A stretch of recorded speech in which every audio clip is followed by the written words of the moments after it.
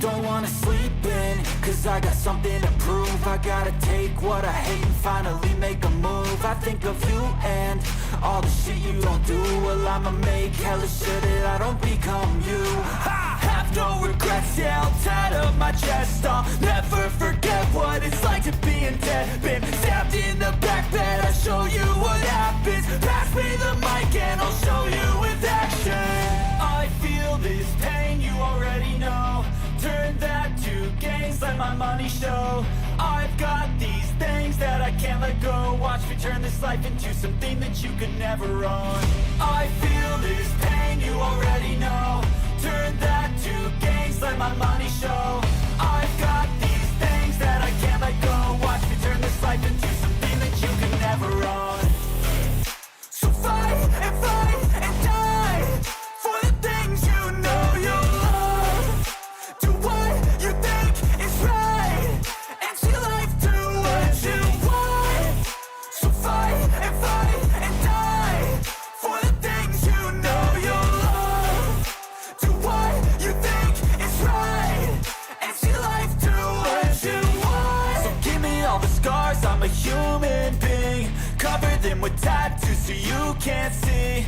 Knew it from the start, you had problems with me and the things I could be, I just wish I had seen. I feel this pain, you already know. Turn that to gains, let my money show. I've got these things that I can't let go. Watch me turn this life into something that you could never own. I feel this pain, you already know. Turn that to gains, let my money show. I've got these things that I can't let go. Watch me turn this life into something that you can never own. So fight and die for the things you know you love. Do what you think is right and see life do what you want. So fight and die for the things you know you love. Do what you think is right and see life do what you want.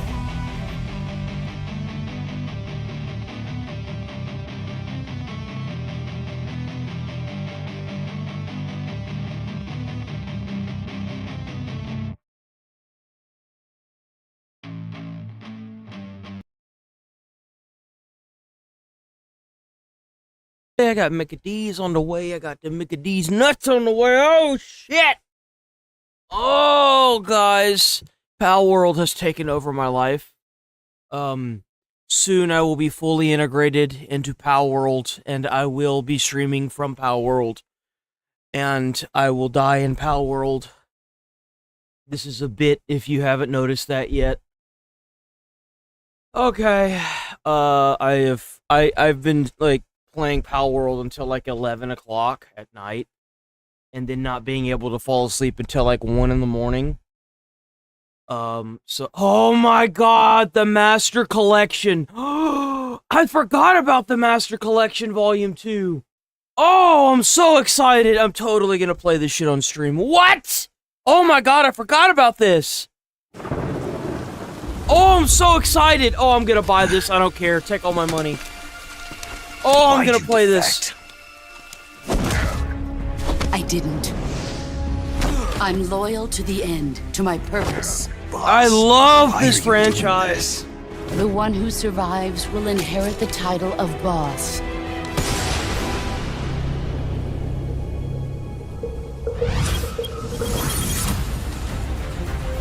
Peace Walker! Restored to life. You're crazy. Boss.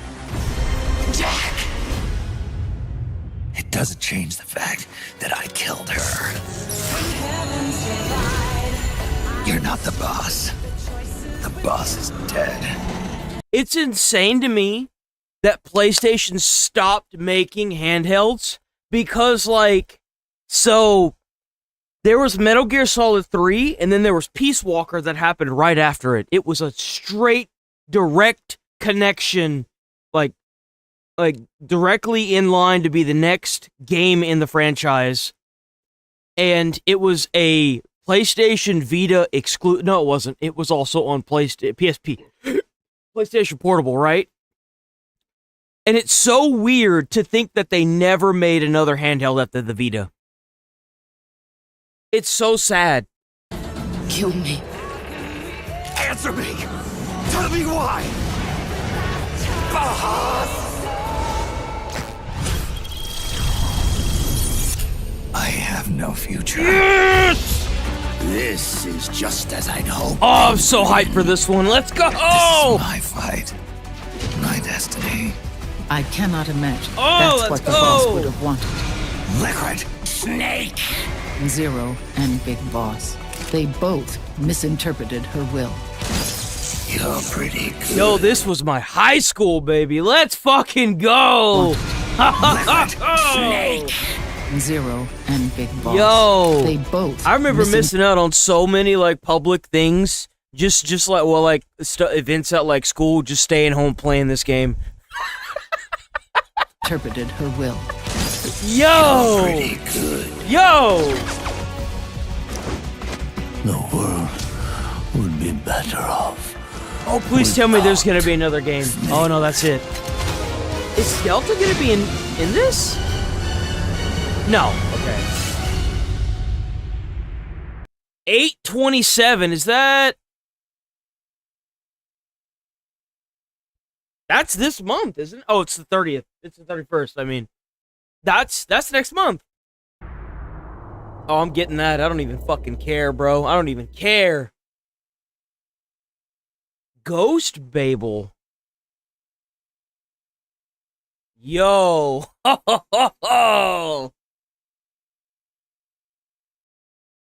We go play Metal Gear Solid 4 on stream too. Guaranteed. Oh, what? We got Gears of War multiplayer preview? Oh, you know we're gonna watch that. No way in hell we don't watch that. Croc 2? Oh, we got more about the pod racers.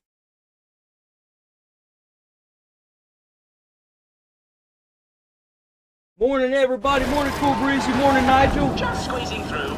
Motorsport is an incredibly dangerous. I'm so hyped for Metal Gear Solid 4. I'm so hyped for it. I want it so bad. I could boot up the PlayStation 3 and play it tomorrow, but it's just, you know, like, it's not the same, damn it.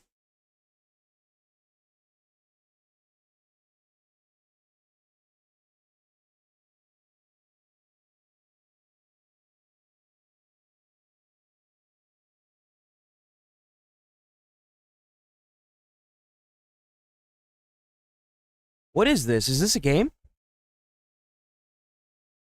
Radshare Simulator. What is this? Oh. Saber. Really?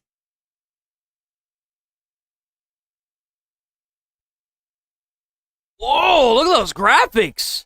That's actually pretty good. I'm actually shocked. All aquariums. What? Just that one. Wait.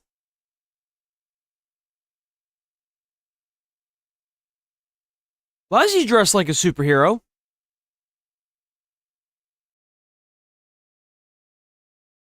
Remind me of my grandson. He failed at everything too. Huh. Gee, thanks, old man. You'll have to tell me more about it at the old folks' home, dickhead. Stimulating.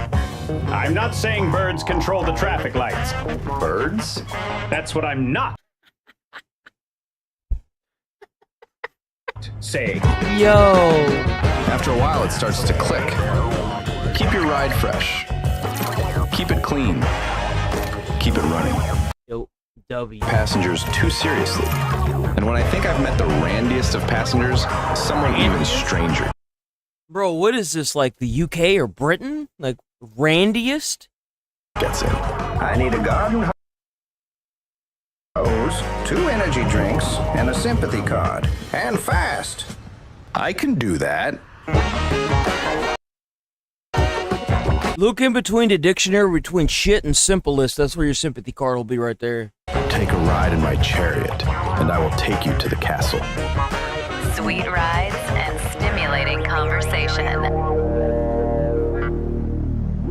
Yo, W, that was a good trailer. Looks like a really fun game, too. What is this? Dinosaurs of the West official Kickstarter. You know, I'm always for helping out the little man. Let's go. What do we got? The frontier wasn't built on horses and steel.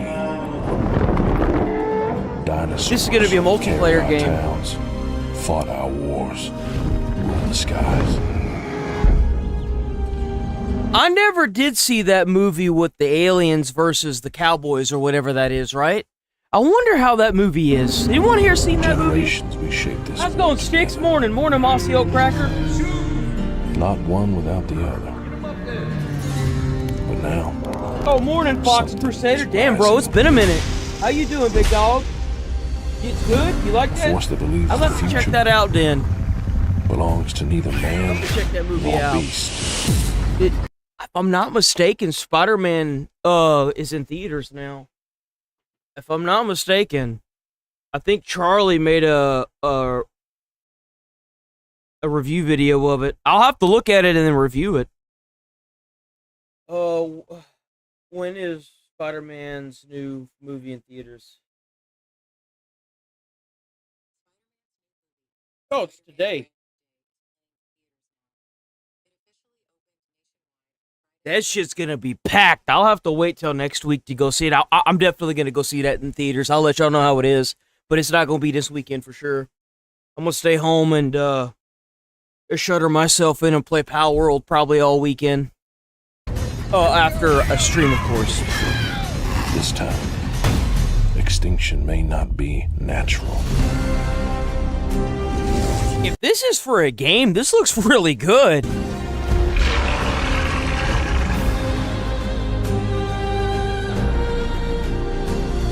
Yo, W Kickstarter.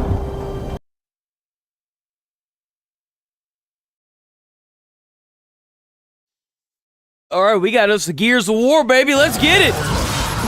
It's almost hard to believe it's been 7 years since the last new mainline Gears of War. Don't talk to me about no 7 years, bro. You have no idea what I've had to go through with for God of War. Don't even talk to me about no 7 years.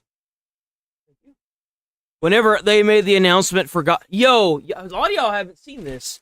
Hold on, this is like one of the most. This is one of my favorite moments for God of War.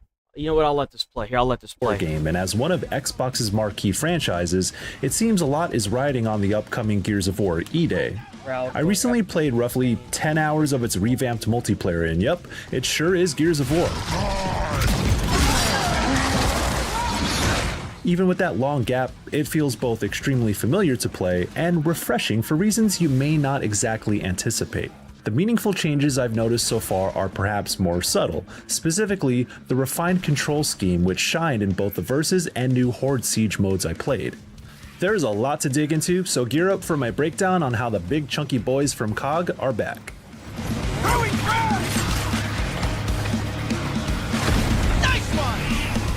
I'm mostly going to dive into Horde Siege mode since that's where I spent most of my time, and it's also Dude, I remembered in high school, I was living at somebody's house for a time.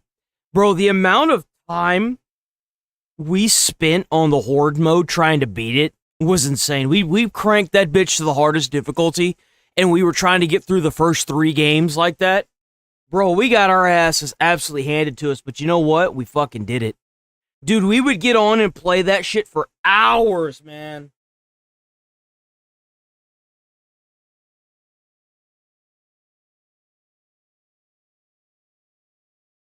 The crowd at the game's event going absolutely crazy whenever Kratos walked through the door during the 2018 announcement.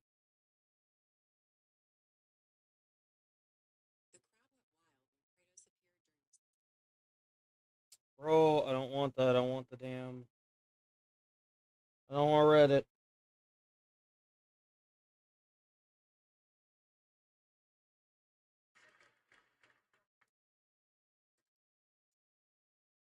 I found it.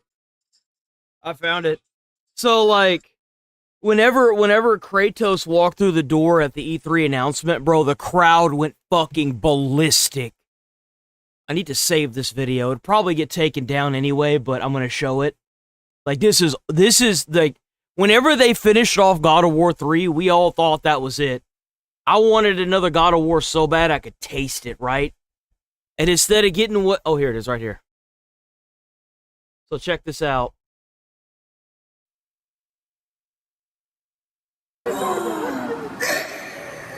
That dumb hammer doesn't scare me.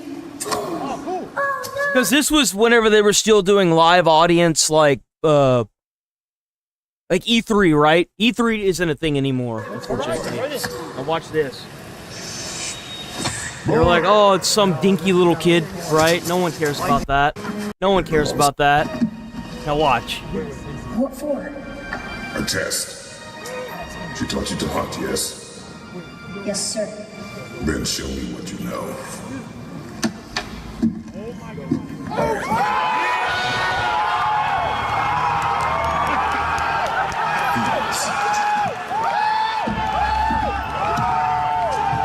See, when you make a game, that's what the audience should do. That's what the audience needs to do. Dude, the entire crowd, there were people screaming at home. I was one of them. Dude, if you go back and see the reactions of people, people were throwing their heads up on the floor, screaming, jumping up and down. That's a reaction you want from a game that's been built up for years. That's the reaction you want.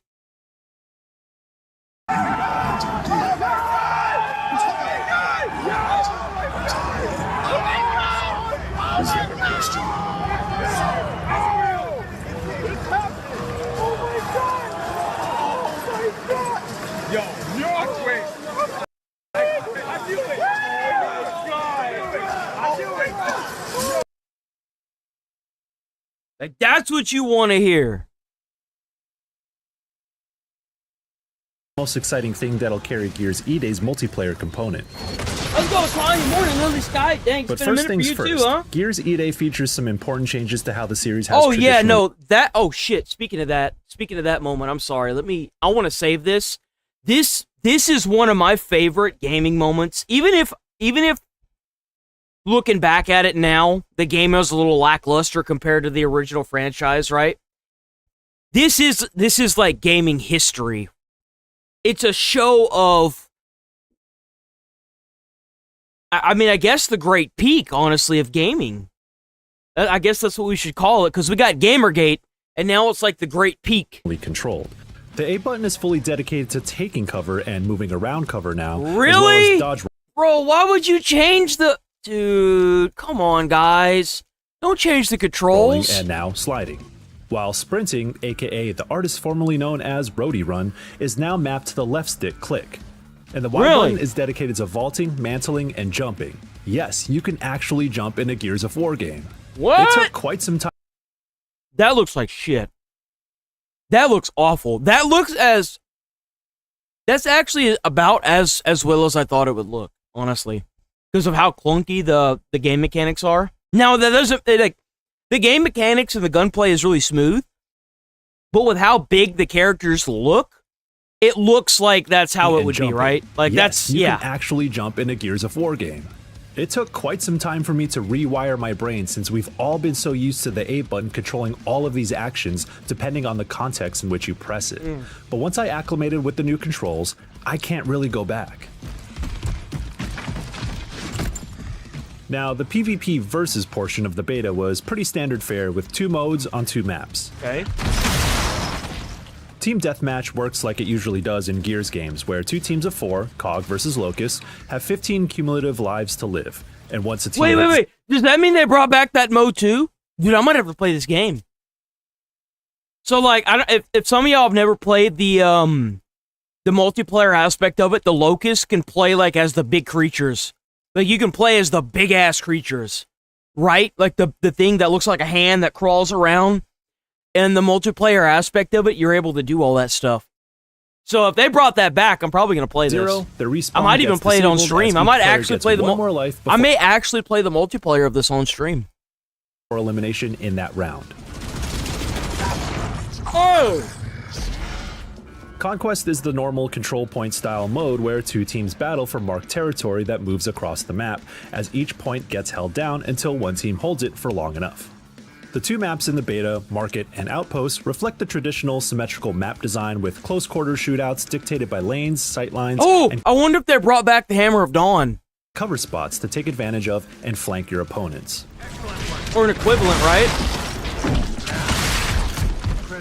What even is that hitbox? Like, bro. Let's see if I can catch it. Hold on. Cover spots to take advantage of. Let me see if I can catch it. Let me see if I can catch it. Yeah, look. Look at this indicator. Bro, these bullets go all over the place. Yo, literally looks like an upside down peace sign. Look, guys, it's bullets of peace. Proceeds to splatter everywhere. Playing your angles and corners and exploiting the stickiness of the cover system is still very much the bread and butter of versus mode, as is the usual shotgun meta. Basically, sprint then go into a slide as you hip fire and mash into opponents before dodge rolling out of danger. Whoa. It's not exactly interesting anymore and hasn't been for a while, but it's still decent fun to give it a whirl for a bit. And let's be honest, it wouldn't be Gears PvP without it, right? Whoa! However, what my time with PvP highlighted is that despite still feeling like you're controlling big-ass dudes slamming into cover, you're a lot more nimble thanks to the new movement system. Really? Wait, there is a new movement system, isn't there? I can pop in and out of cover quicker, vault over cover spots easily, and get into a sprint without much friction, loosening up the flow of Gears without losing its identity. Whereas before, I found myself fighting the control scheme itself, where the A button would too often not do the thing I intended to do, especially in tense firefights and panic-induced situations where split-second decisions matter. There's also So, like, used to, if you would try to step on a body to kill him, sometimes you would take cover randomly. It'd be like a snapping action where you'd snap up against the side of something. a little more emphasis on verticality since you have a dedicated jump and mantle action with the Y button. It may not sound like much, but in a game that's all about positioning and angles, it adds a dimension to the Gears combat formula for both what you can do as a player and how maps whoever played this PvP, dude, they're good. Like, dude, he should totally stream this when it comes out. I might even tune in. Whoever's playing this, they're really good. They've got this multiplayer stuff down, bro. They're just wrecking shop.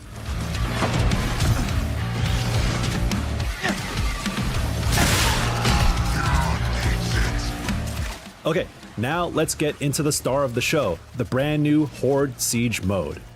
The series pioneered the wave-based PvE multiplayer formula with its Horde mode back in Gears of War 2, and it's been a staple ever since. But instead of loading into a confined singular level specifically built for a Horde mode, Horde Siege matches spread objectives and enemy waves across a much bigger map where everything happens at once. Bro, that was the huge problem with the first game, the second game. The map was so thin. It was like a strip of land, right? And it was like 3 times the size of Nuketown. If any of you played Call of Duty Nuketown, right? No, it'd probably be about two times the size of Nuketown's, right? It was so small, and like it was so easy to get cornered in that map too. But man, was it so fun to play! God, it was so fun to play. It reminds me a lot of the original Black Ops 2 map, right? It's kind of weird because Black Ops 2 Zombies, Gears of War, Horde mode, and there was another game. Bro, those maps are like, oh my god, like the theater and the original map from Gears of War 2. I don't think that gaming will ever have a repeat of those areas. And I hate being like, oh man, just stuck in my old ways and stuff. But man, those maps, like, just think, I'm not even a map person, just thinking back at it, like, the maps were so good and memorable because they were so simplistic. It sucked. The map sucked, right?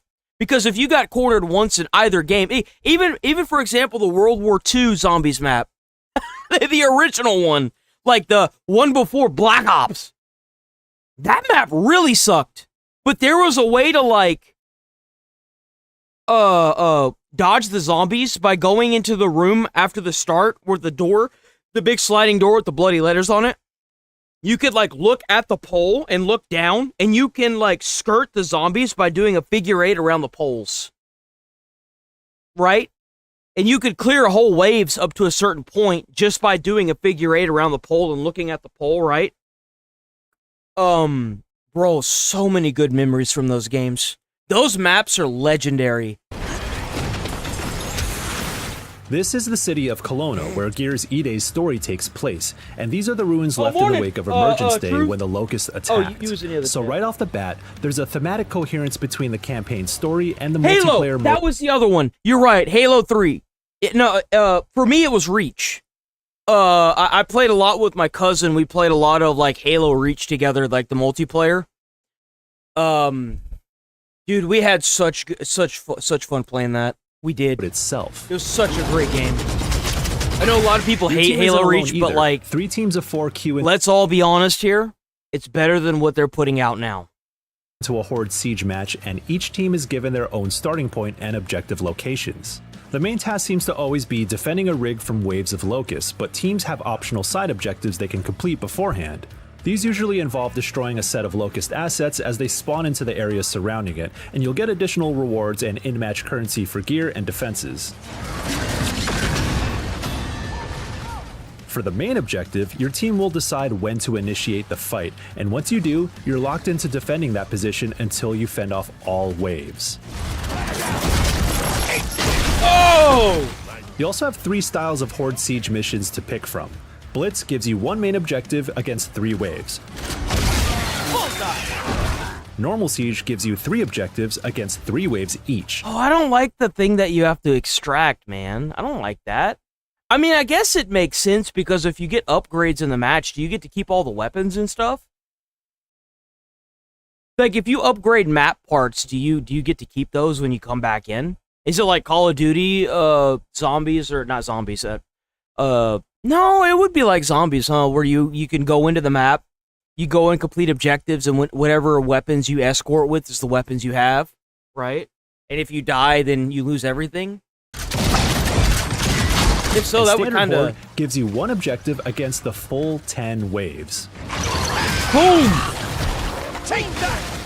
Regardless of mission type, you'll need to extract after the final wave to get the full set of match rewards. A helicopter will fly in and land at different locations while you try to survive an indefinite wave of even more locusts, which heightens the stakes and keeps you fighting until the very you see what would make this even more fun is if you added maybe like an indefinite wave, so that way after every single wave the helicopter comes, or like every 5 waves the helicopter comes, right? I think that would be really fun. Look alive! We have an armored crew match in play. It's almost open world-ish and has the slight vibe of a persistent world as multiple teams are playing in any given instance in parallel. Really? While you don't necessarily share objectives, you'll often see them fighting off their own waves of locusts in the distance or next door. Well, then why have them in the same match? So this is a lot like the Call of Duty Zombies map then. So yeah, like multiple teams can drop into the same map, and when you complete, you do your own objectives. It's not PvP, which is good, right? I mean, I'm sure some of y'all want the PvP, but I do, like, come on. It's cool to see, but it could be a nuisance when they drag their set of enemies toward you, especially when you're in between waves trying to prepare for the next one. Yeah, like, why does this need to exist? If you can't even have the same objectives, then why would they make this? This is just annoying. Like, what? In a pinch, though, you can naturally get some assistance if another team wants to help mow down your locust, lest they become targets themselves. That also feeds into an element of emergent gameplay, if you will, since you never really know what positions you'll have to defend when queuing into a match, forcing you to adapt to the surroundings of each key area around Kelowna as objectives get assigned. I played about 6 hours of Horde Siege specifically, and I eventually got some of the same tasks, but it still felt fresh, especially in the normal Siege mission type, since part of the deal is running across Kelowna as you're fighting to survive each moment. I imagine some folks will prefer the more mechanical, clear-cut nature and defined spaces of the traditional Horde mode, but so far, I feel like this is a more dynamic take that really complements what Gears has historically done well. I don't think so. As for the action itself, it's the tried and true Gears gameplay, and with my usual... The problem that I have with this is I liked being able to fortify locations. I liked being able to build up turret systems. I don't know. I don't think this is a good idea. Combo of Nasher and Longshot working as well as I've always remembered. And tossing a frag into a locust hole to nip the wave in the bud is as satisfying as it's always been. Nice one! The aforementioned qualities of the new movement system also shine here. Now, I know the way you play a Horde mode as opposed to a versus match is very different due to the chaotic movement patterns of actual players, but for the purposes of PvE, repositioning and getting between cover feels smoother than ever, which is important because Locust Hordes seem to barrel down at you at an alarming rate in each wave. But that wasn't what made them different before. What made them different was actually fortifying locations, putting up the razor wire, like putting up the electric laser fences, right? I don't want this to feel the same as a multiplayer, like PvE game, a PvP game, right? It should feel like its own experience. Otherwise, why even have it? That doesn't even make any sense. That sucks. It's more overwhelming than anything I've seen in previous Gears games.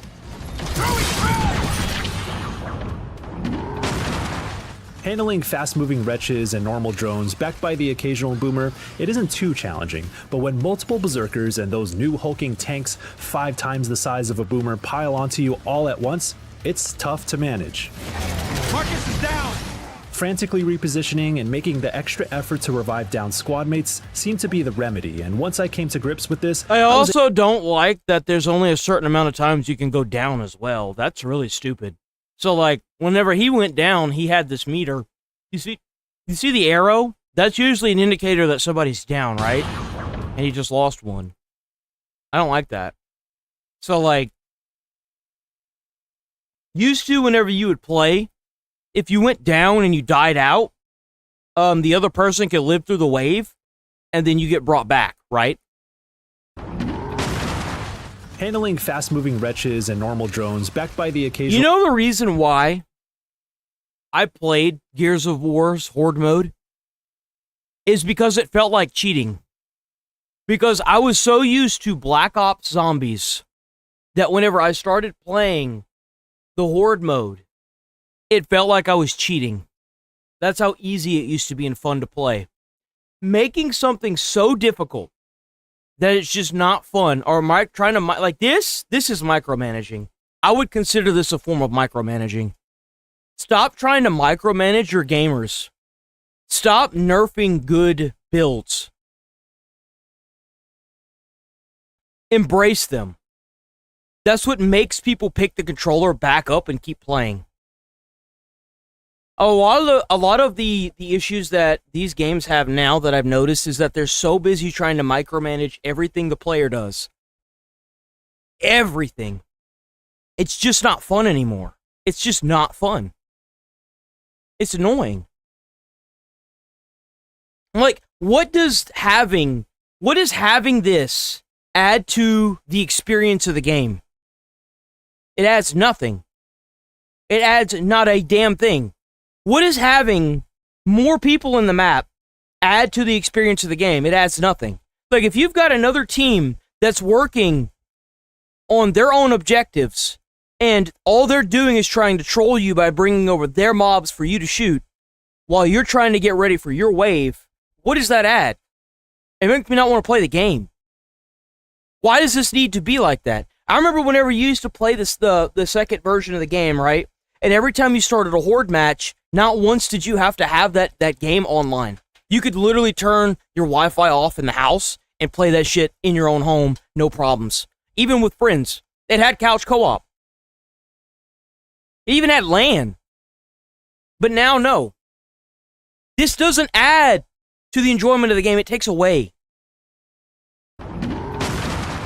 Handling fast-moving wretches and normal drones backed by the occasional boomer, it isn't too challenging, but when multiple Morning, berserkers Allison. and those new hulking Morning, tanks Melissa. 5 times the size of a boomer pile onto you all at once, it's tough to manage.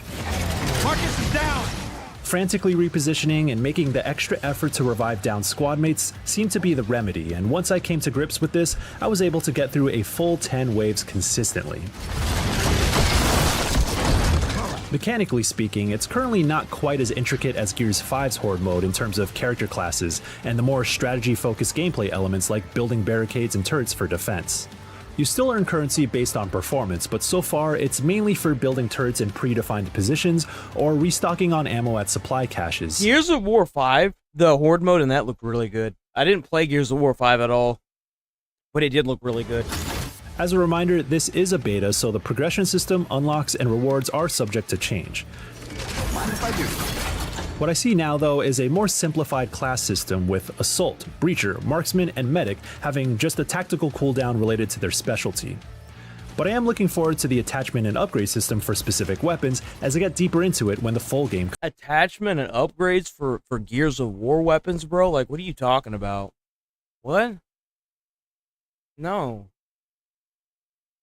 No. Absolutely not. You. Comes out.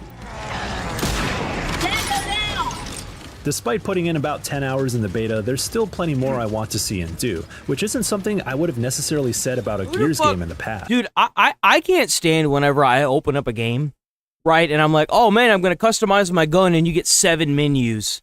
7 menus of, like, mostly locked content, all locked because of Battle Pass or because of, like, $40 microtransactions. Anytime you give them an inch, they take a mile. Anytime you hear weapon attachments in a first-person shooter game, that's an instant red flag. Instantly. This has been the longest gap between You know how many people would roach out on Gears of War if they actually did that, if they had season passes and stuff? major entries, so hopefully the wait results in a multiplayer suite that has the legs to sustain the series for the long term. And we won't have to wait long, since Gears of War E-Day fully emerges on October 6th for Xbox Series X and S and PC.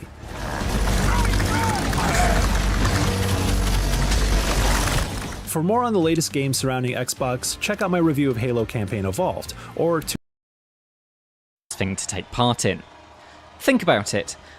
I'm not gonna lie, this Pod Racers game looks really good. Just squeezing through. Motorsport is an incredibly dangerous thing to take part in. Think about it. You're strapping yourself to a machine that harnesses the energy of explosions to propel you forwards at speeds that— Bro, you thinking too hard about this. Just play the fucking game. I don't know what the fuck you're on about. Dude, just play the game. I have never in my life played a game and thought about the mechanics of a spaceship and how it operates. I played No Man's Sky for 2,000 hours. And you know what I thought of the entire time I was playing No Man's Sky? How am I going to get this green? How am I going to get currency in the game? Right? Not once in the entire time that I played No Man's Sky did I care about how my ship was running. that, should you strike another object, will likely prove lethal. That is kind of crazy.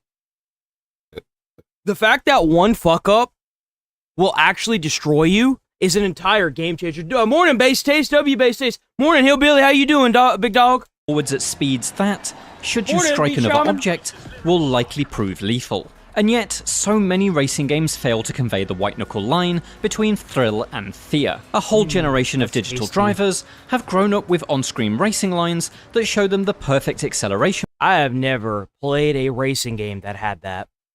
I don't know what racing game you grew up with that had that. Need for Speed didn't have this. I've played Need for Speed Carbon. I've played, there was an old PlayStation 1 game that I played. Oh, dude, like, it was a weird fucking game. It had, like, a bunch of, like, like, racing cars in it and shit. I don't even know what it was, dude. It had, like, a clown look. Dude, they were fast, too. Old racing game for the PlayStation 1 that had, like, a crazy-looking clown car, and another one that was, like, a god-looking car. It wasn't Twisted Metal. No, it wasn't. No, it wasn't. I know for a fact it wasn't. You had to bump or drive near the car to race it. It's not Twisted Metal, man. It didn't have the like it didn't have explosions in it at all. The game did not have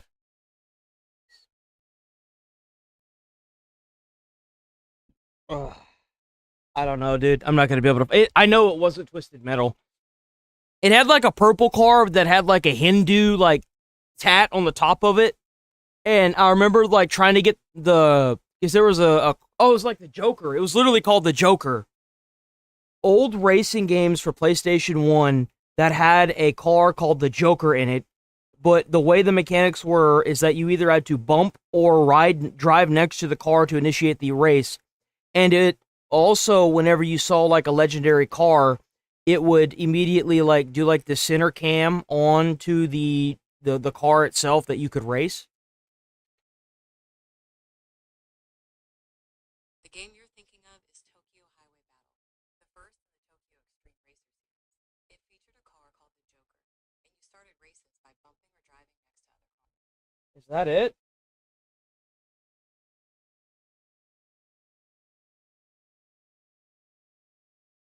I don't know. This doesn't look like it either. Oh, maybe it was Drive. Was it Driver? No, that couldn't have been it. No, that's not it. No, no, no. It was on like fuck. Cause it like was on Public Roadway. Public Roadway.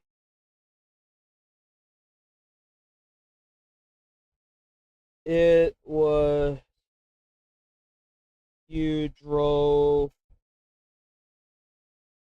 on an open world map. Damn it.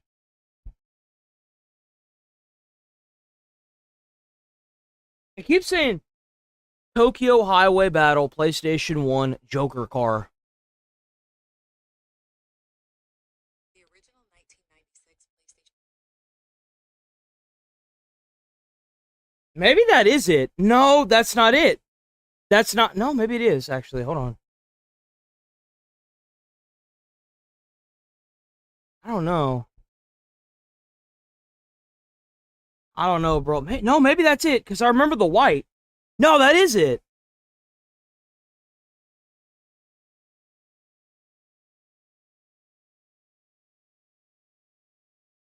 Has to be it.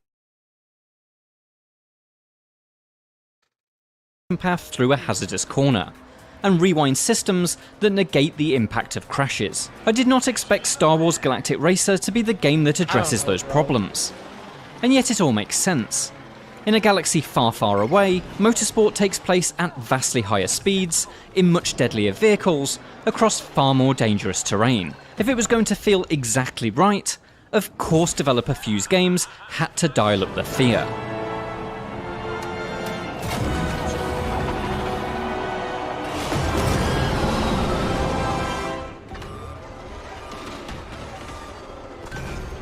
During a 4-hour session, I was able to play through the entirety of the first act of Galactic Racer's single-player campaign, which takes your protagonist Shade from their first ever race. I'm actually really surprised this has a single-player campaign. To the head-to-head qualifier that will earn them entry into the Galactic League tournament. Across that journey, I experienced the thrill of fear in two different ways. The first is the most obvious: speed. Galactic Racer is fast. No matter your vehicle choice, the graceful skims. I don't even care if you're fast in the game. The fact that if you hit something, it could blow you up. You know what I want to see? If there are bigger pod racers or bigger racers than you in the game, and if you hit them, it should make you blow up, and the same thing vice versa. If you're playing as a bigger, slower racer, and somebody hits you, they should immediately blow up, right? Speeder, nimble speeder bike. Like if you hit them at the right way. Like that thing. Like if somebody hits you driving... well-rounded... Like, let's say somebody hits you in the race, even in the single-player campaign, on a speeder bike. If a speeder bike hits this car, they should blow up if they hit it going the right speed, right? land speeder, or, later on in the campaign, the fast but fragile pod racer, it's immediately evident that you're piloting vehicles that move much faster than the cars of our own world. That breakneck speed is enhanced by the design of the tracks. On the starting planet of Jakku, you'll be speeding around and through that iconic Crash Star Destroyer. When you're hammering the throttle and wrestling with 11 other racers, the sudden switch from wide-open desert plains to navigating through the tight tunnels of a spaceship's engine bay makes for a sudden burst of sweaty palm tension. Miscalculating your trajectory into the rusting carcass of... There's one problem that I have with all these new racing games, bro. These new racing games spoon-feed the players too much. There needs to be more obstacles on this track. Like, you've already got the base foundation for if you go too fast and hit a wall, you blow up. There needs to be more on this track that will make you blow up. This is too flat. There are too many games that have such good mechanics in them, but they're completely wasted. Like, if you have a mechanic, like, this is a junkyard. There's probably going to be buried junk and rocks all over this place, right? So there should be like little pillars of junk everywhere. An afterburner or fuel line can tear your speeder apart. Crash too many times and you're out of the tournament, sent back to the very start of the act to try again. It's too open. Yes, Galactic Racer is a roguelite, and that's the second way in which it makes motorsport feel so dangerous. Mistakes are costly, and the further into the campaign you get, the higher the stakes become. It's a lot harder than it looks to compete at this level. As you rush through your 6th, 7th, 8th race in the run, every clip and close call... I really thought he was going to say the 6th mission in the game. Becomes ever more distressing. Like that was Perched it. on the very edge of my seat, I found myself willing the racing gods to ensure this final lap went well. Save me having to attempt the run all over again. Galactic Racer's campaign design is all about risk and consequence. The first act sees you compete across 4 planets, each of which hosts 4 events, chosen from a selection that are plotted across a couple of different pathways. Which path you lock into is one of the earliest choices you make in each run. Analyze. Did you do multiple runs through though? So like if you beat the planet, right? Because like this is per planet. So you click into the menu for the planet, right? This is the menu. Each of which hosts 4 events, chosen from a selection that are plotted. So when you click on the planet to do the race, so like let's say you finish here, right? You get here. Can you go back and do these, I wonder? You know, like... Across a couple of different pathways. Which path you lock into is one of the earliest choices you make in each run. Analysing each route is crucial to success, as it allows you to consider your own strengths and weaknesses. Field tests. Fly solo in an experimental vehicle, beat the target to earn rewards. Mastery encounter, an encounter with a friend or foe.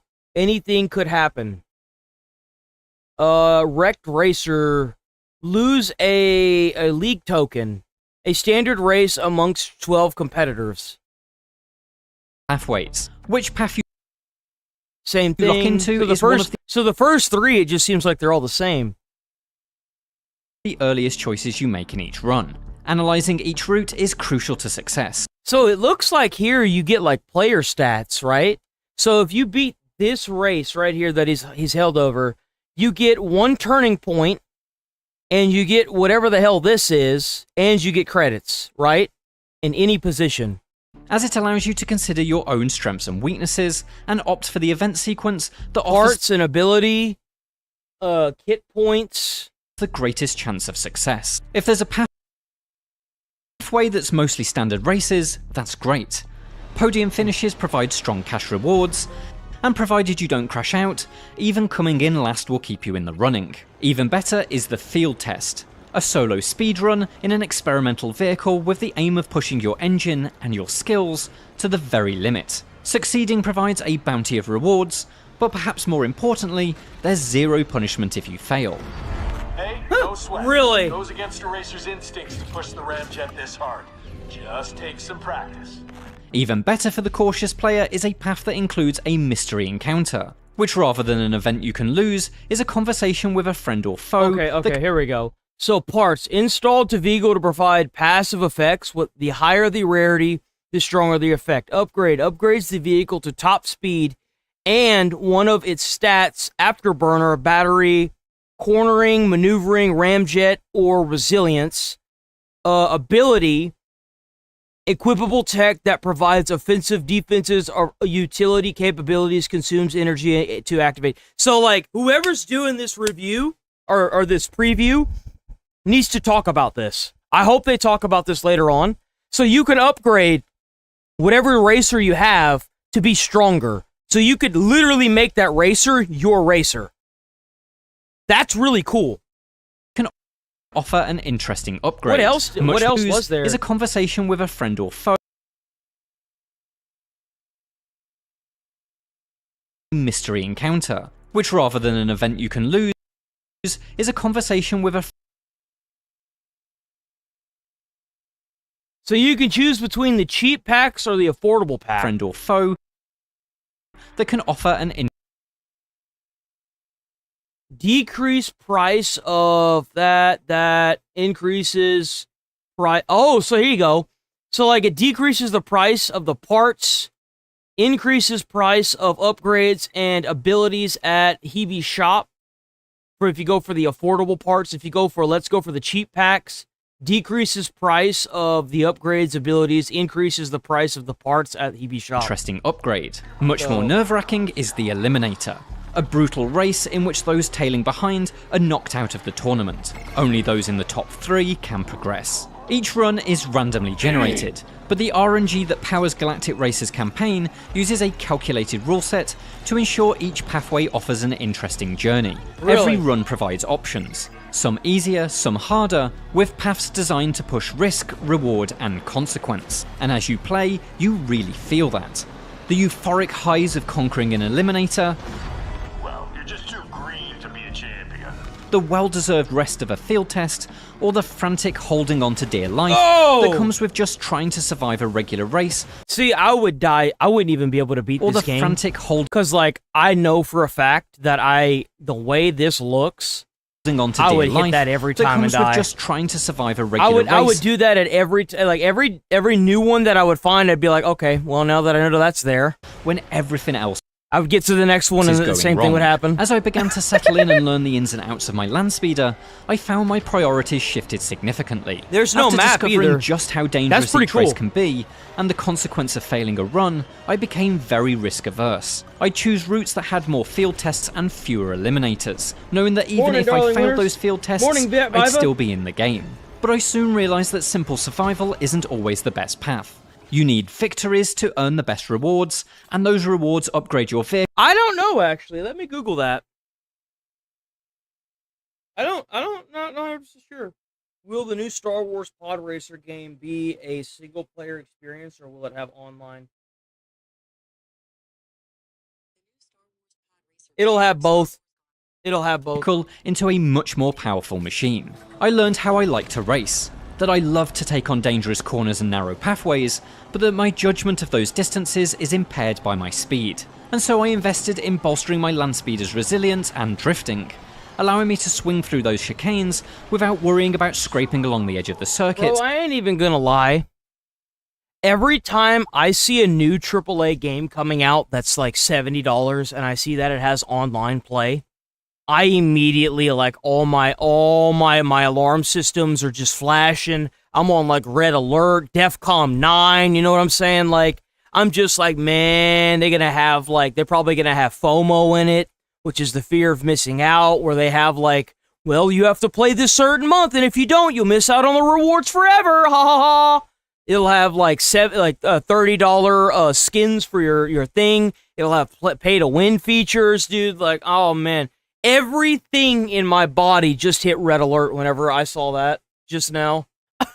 As well as smashing through other competitors. Yo! Those and you know choices what? may- It's not even bad that certain games have pay-to-win features. But number one, they should tell you about it and not lie. And number two, even if they tell you about it and they don't lie, you still think they're lying. And number three, don't have that stuff on a multiplayer game. It should be equal and fun to play for everybody, right? Victory more realistic, and so I took more risks. I earned the rewards. Every moment became a decision on the road to victory. It's this buildcraft, both the way you build your campaign through event choices and the vehicle you craft with the resulting rewards, that makes Galactic Racer feel so fresh and enjoyably complex. The idea of the CarPG isn't new, but the way Fuse Games has adapted the role-playing elements of games... I hate that, dude. I hate that. I hate that you can change one side but not the other. Like I don't like that at all. And welded them onto a racer is genuinely fascinating. Your vehicle is your weapon, and standard upgrades improve its stats. But there's so much more to invest in beyond that. You run out of money. So you end up like paying for one side and not the other. Racer styles appear to be rough analogues for character classes, providing broad starting bonuses that can be honed into build specialisms. Parts offer... Wait, what is this shit? Let me look at beyond that. Racer styles appear to start with shield ability installed, considerably increased speed, lost on crash. Considerably increased speed. Oh my god, that's insane. So hold on. So if you crash a vehicle, it has like long-term detrimental effects to the vehicle. It says here, it's in mint condition, considerably increased speed, lost on crash. That is crazy. So if he goes out and he crashes this vehicle, that's it. To be rough analogues for character classes, providing broad starting bonuses that can be honed into build specialisms. Parts offer precise, criteria-driven enhancements. For example, increasing your speed each time you perform a takedown, or expanding your afterburner's fuel tank every time you redline. Abilities install gadgets that can be activated during the race, like shields. Damn, look at how fast he's going, to bro! brace against damage, Holy! or an autopilot. Bro, he hit that. That's what I'm saying, W! That's exactly what I want to see, dude. Yeah, that means that what I was saying earlier with the big vehicles should immediately like obliterate the smaller vehicles if the smaller vehicles run into them. I know based on this that's exactly what happens. Activated he just obliterated that dude. Smeared his ass off of his windshield like a bug. To brace against damage, or an autopilot to deftly navigate difficult circuit sections. These are primed at the starting line using a series of button prompts, a fun touch that really makes you feel like you're flicking switches to activate your engine systems. The right combination of these components, added in layers with each successive victory, promises to carry you to higher heights. But before you hit those heights, you know this is going to have a battle royale Mario Kart style a multiplayer experience. Inevitably crash and burn. This is a roguelite after all. Bro. Failure is part of the experience. But your achievements are not totally lost. At the start of a new run, your old speeder is sold for scrap, and the credits used to buy a new vehicle. Damn. So you lose the vehicle. If you destroy the vehicle, that's it. That sucks. What? More heavily upgraded models sell for much higher prices, and so you're able to spend that's rough. More money on the next run to enhance the base stats of your new vehicle right out the gate. But I wasn't able to say it was a roguelite to get a true feeling for how this approach cushions failure, as playing within the confines of Act 1 and my relatively brief few hours means I didn't create a vehicle with astronomical value. But I think it provides a welcome safety net, one that... Well, that's crap. Why have that then? Like, I could understand if it got damaged and you have like a starter vehicle, right? Like, let's say you race and you could win a vehicle. Like, why wouldn't the starter vehicle, you could upgrade the starter vehicle to, like, maybe win the first couple races to build up enough money. If you crash your main vehicle, you should at least be able to repair the damn thing. But the fact that you lose it altogether, I'm not gonna lie, I don't like that mechanic at all. Like, just imagine you get, like, really far in the game because you're a really good driver, right? And you win every single race, every single time. You never crash your vehicle. Like, does that mean that it's after every race? After every race, you have to get a new vehicle? So, like, is it even just the crash mechanic, or is it, like, every race? Because that sucks. So, like, after every race, you have to sell the vehicle for scrap and use the money to buy a new vehicle and upgrade it. That sucks.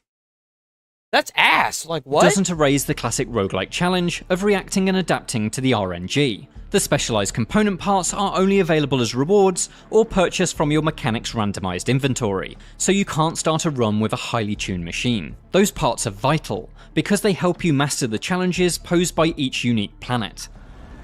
In Act 1, the jungle world of Latana features tracks that snake through a volcano. The magma spills cause your engines to overheat. Push your ramjet thruster as far as you did on the previous planet of Jakku, and you'll quickly find yourself at the start of a new run. Survive Latana, and you'll trade fiery magma for the ice fields of Ando Prime, that freeze where the it, chilly right? conditions mean you can push your afterburner harder than ever Dude, he almost blew his shit up. He almost blew it up. before Oh, don't without hit hitting the red line. A tactic that's practically mandatory to stop your engines from freezing over. Why couldn't this just be a normal racing circuit game? Why does everything have to be roguelite? I'm so sick of these developers making, like, what seems to be a really good game. And it's like, oh, but by the way, it's a roguelite. So every time you finish a race, well, that vehicle that you use that you probably barely got the race win with, well, that's gone now. That's not a fun mechanic, dude. It's annoying. You should have the option to choose if it's a roguelite or not. The fact that this is the only Pod Racers game that's come out since the PlayStation 1 or 2 era, and it's immediately a frickin' roguelite, is so annoying.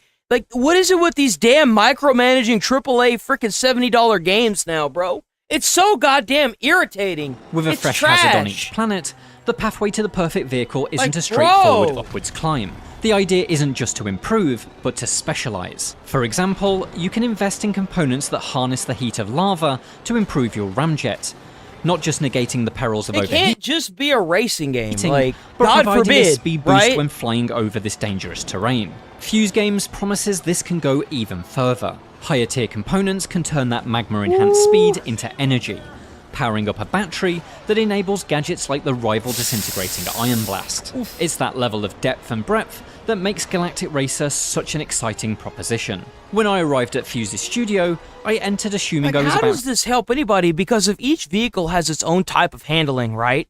And every time you end a run, you get a group of cars that are not like the one that you had, right? Each one has their own different stat style, and you have to choose a new vehicle every single time, bro. And then, like, if you hit something, you immediately blow up and die and have to restart. Dude, that, I don't know about that.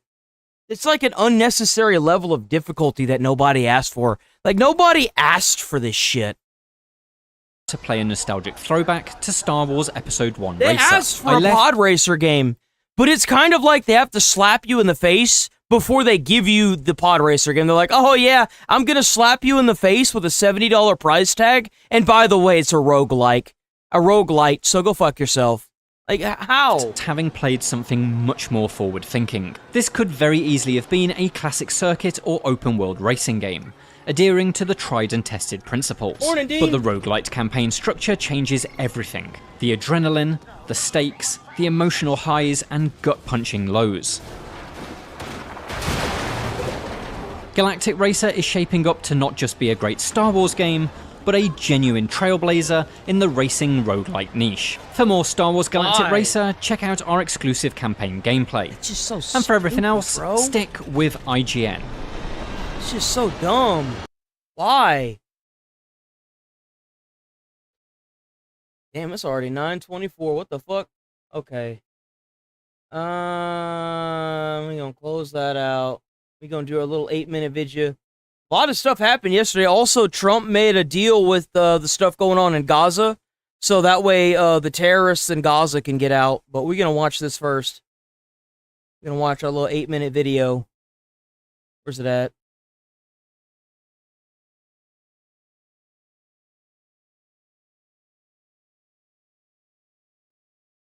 Right here. Hello everyone, this is your Daily Dose of Yo, Internet. your Daily Dose of They wanted to Internet. see if their dad would fall for this prank. Actually, hold on. You know what? Okay, like I'm gonna set this on the ceiling. Put it on. I want you to like. Okay, put it up. Let's see how long So this was a thing that was going around at one point. you can hold it. Okay, you got it. You think you got it? Can I let go? You think you got him? Bye. Okay, bye. Why would you do that? Like, what made you think that doing this was a good idea? See you later. What? Oh! Dad got them moves, boy! Oh! What? Yo, W Dad. Now you gotta splash them. You gotta splash them, because that's what would happen to you. Splash them. Splash them. Oh!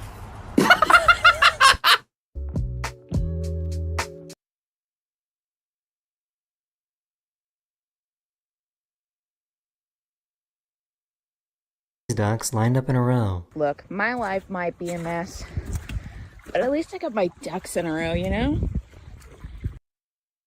Those gotta be fake. Those gotta be fake ducks. Dude, Great job, guys. They're fake. They're fake. They're fake. These are fake ducks. Okay. That formation is tight. They're A fake. student driver I somehow was like, dude, there's no way. And I was right. into this driving school building, so they probably won't be getting their license anytime soon. Come on, man.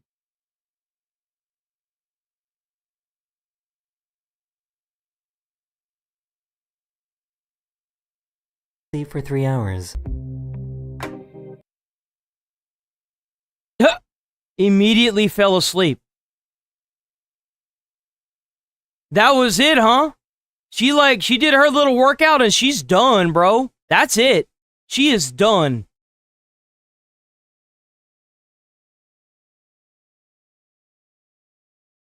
You know, I heard that sleeping burns calories, so... A frozen frog inside. Oh, look at him, he's stuck. Gotta get him out of there. He should still be alive. There he goes. Hey, buddy. Am I the only one that's annoyed that humans seem to be like some of the only animals that don't like immediately like freeze for the winter? Like most animals and creatures, they just freeze and then thaw out in like the spring or summer or whatever, right? But for whatever reason, humans just don't do that. Like we could like freeze people and wake people up at like way later times, you know, in history and stuff if we just like had that ability. But like you got to deal with this like made up thing called like brain damage and like, you know, your heart stopping and all this weird stuff, bro. Like I don't know. Maybe it's just me. You know, like The Shining would be a whole different movie if the dude would just thaw out in the summer.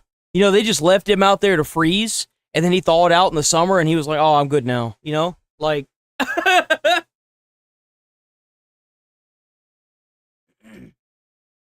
Oh!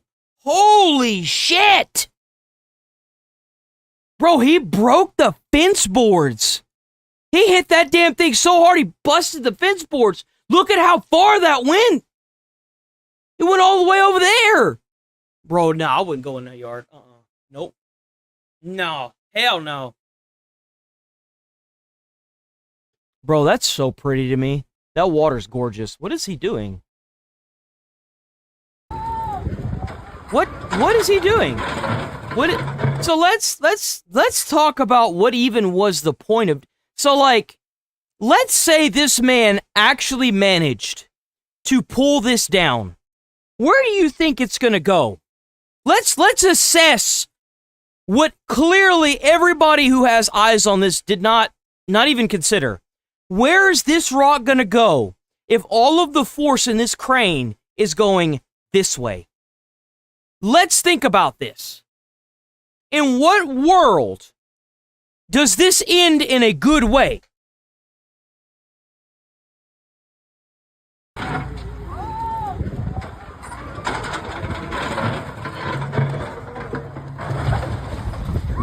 See what I'm saying? These Like, guys spotted a security robot patrolling in a parking lot. What is this? dude, that's like a snowman, bro. They need to give him a freaking hat and galoshes, bro. What is that? Are we in like Terminator 2 or something? Low key, that actually kind of does look like one of the robots from Terminator, like the Terminator 3 in the facility, the big looking robot thing. Let me see if I could find one. Let me see. T3.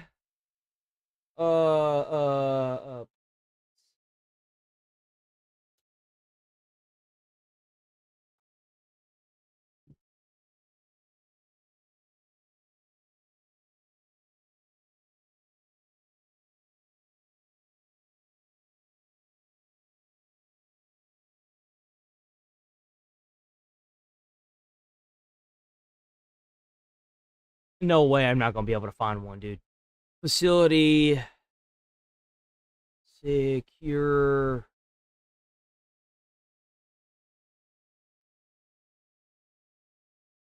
Oh, what the fuck? Whatever.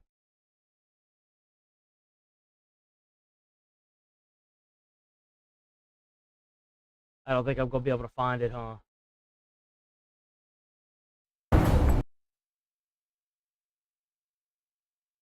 That's the flying one. There's one that was like big and bulky, right? That had like the machine gun on it. Oh, this. It's right here. This one right here. That thing. You see it? That's what it looked like. That's what it looks like. He's gonna start shooting. See it? It looks very similar. He's gonna start shooting us. 6, 5, 4, 3, 2, 1, 0, 3. Damn! What would you need this for? Like, why? Why would you need this? You don't have to stab it. You can get to this area and do that too. Because you want the bigger the hole better. Oh! Yo! She just fought, like, what? How did she fall?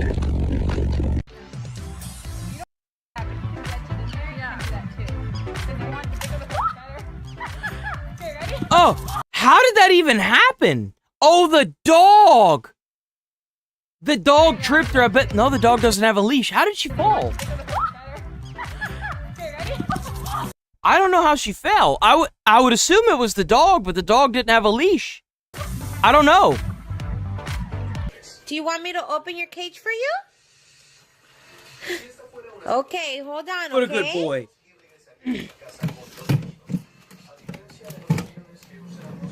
Why There even you close go, it? mommy. A little bit more? Do you want me to open it more? Yeah. Okay. Yo. There you go. Yo. Oh. Here's a good video showing that avalanches can appear randomly out of nowhere. Oh. Oh, this is bad. Oh, please tell me this dude's okay. Oh, no. Okay. Is he good?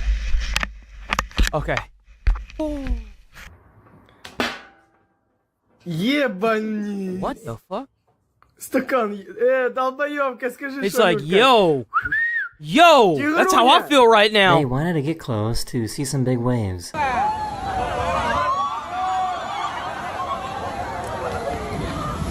Oh! What the? Dang, bro, they swimming So in that. why is this bird so evil? Look at that little bastard. Look at that little bastard. Yo! Yo!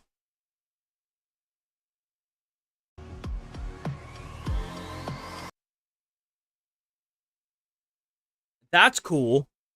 The amount of like upper, like midsection body strength, like core strength you have to have for this. See, this is a prime example, bro. If you consider the plank a workout, you're stupid.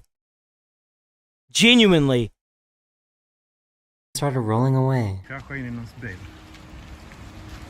There it goes.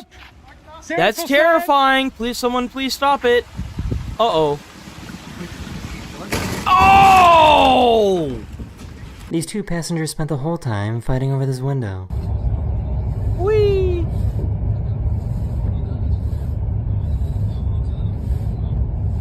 This guy managed to drink coffee out of a mug that is made of coffee. That's a cool idea.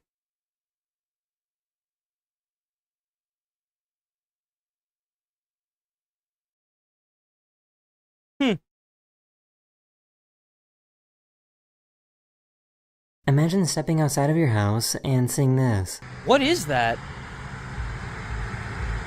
Oh, is that birds? Oh my gosh! Oh! Damn, bro, he went for a tumble. This piece of chicken.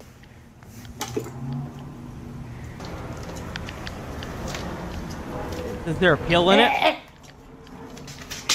Oh, you, what is that? A few days ago... Oh, he did! He spit the pill out! Yo, he spit the pill out! Look!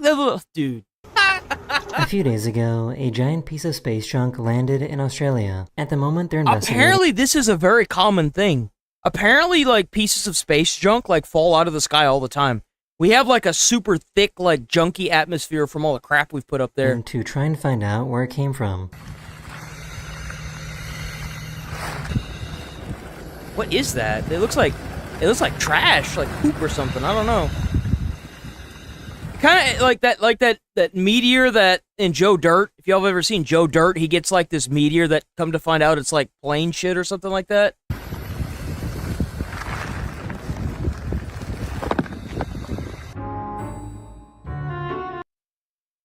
Oh! Cat has been nommed.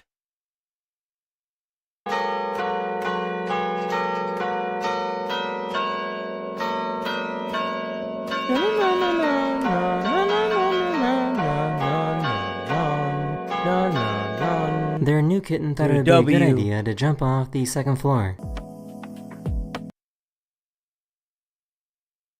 Oh! Yo, that's a high ceiling. Destroy this car that was on the street. And they sure do like Jeeps. Oh! Oh, no! Dang, bro, it's kind of insane how strong those things are. Dude, oh, dude! Oh, man! I didn't realize bulls were that strong. Dude, he's lifting that entire engine block and the car up without, like it's nothing. Holy, bro! They were really confused because they have never seen a dog mermaid before.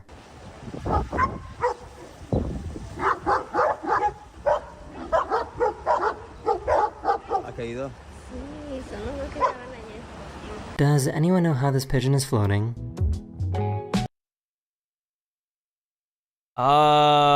Is that a sticker? What is that? That's gotta be a sticker. What is that thing? Bug out of bread. 这是我女儿做的馒头，你看，已经够恶心了吧？更恶心 Wait, what 的 the 还 fuck 在 is that? She decided to make a super realistic looking bug out Oh. of bread.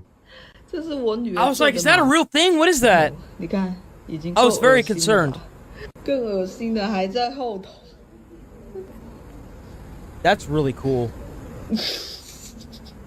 Oh, he even has little His glass guts on the bottle that was inside. under his desk randomly exploded during an exam. The hell was that?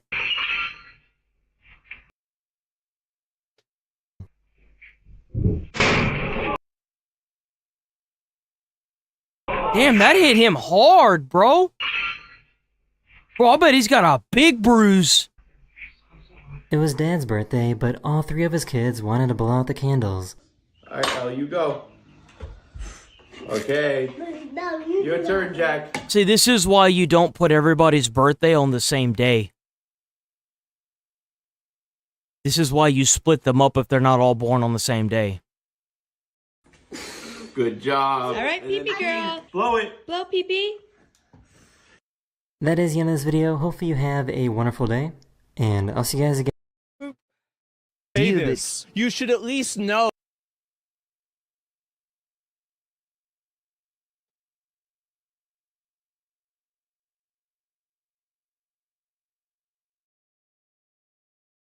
So this was 14 hours ago. Figs has a big update as the American Forks PD seem committed to getting Reckless Ben thrown back into jail, putting him behind bars, and it seems like they've revealed their tactic and how they're going to do that. Of course, I'm Andrew Esquire, Legal Mindset. Legal Mindset. Judge.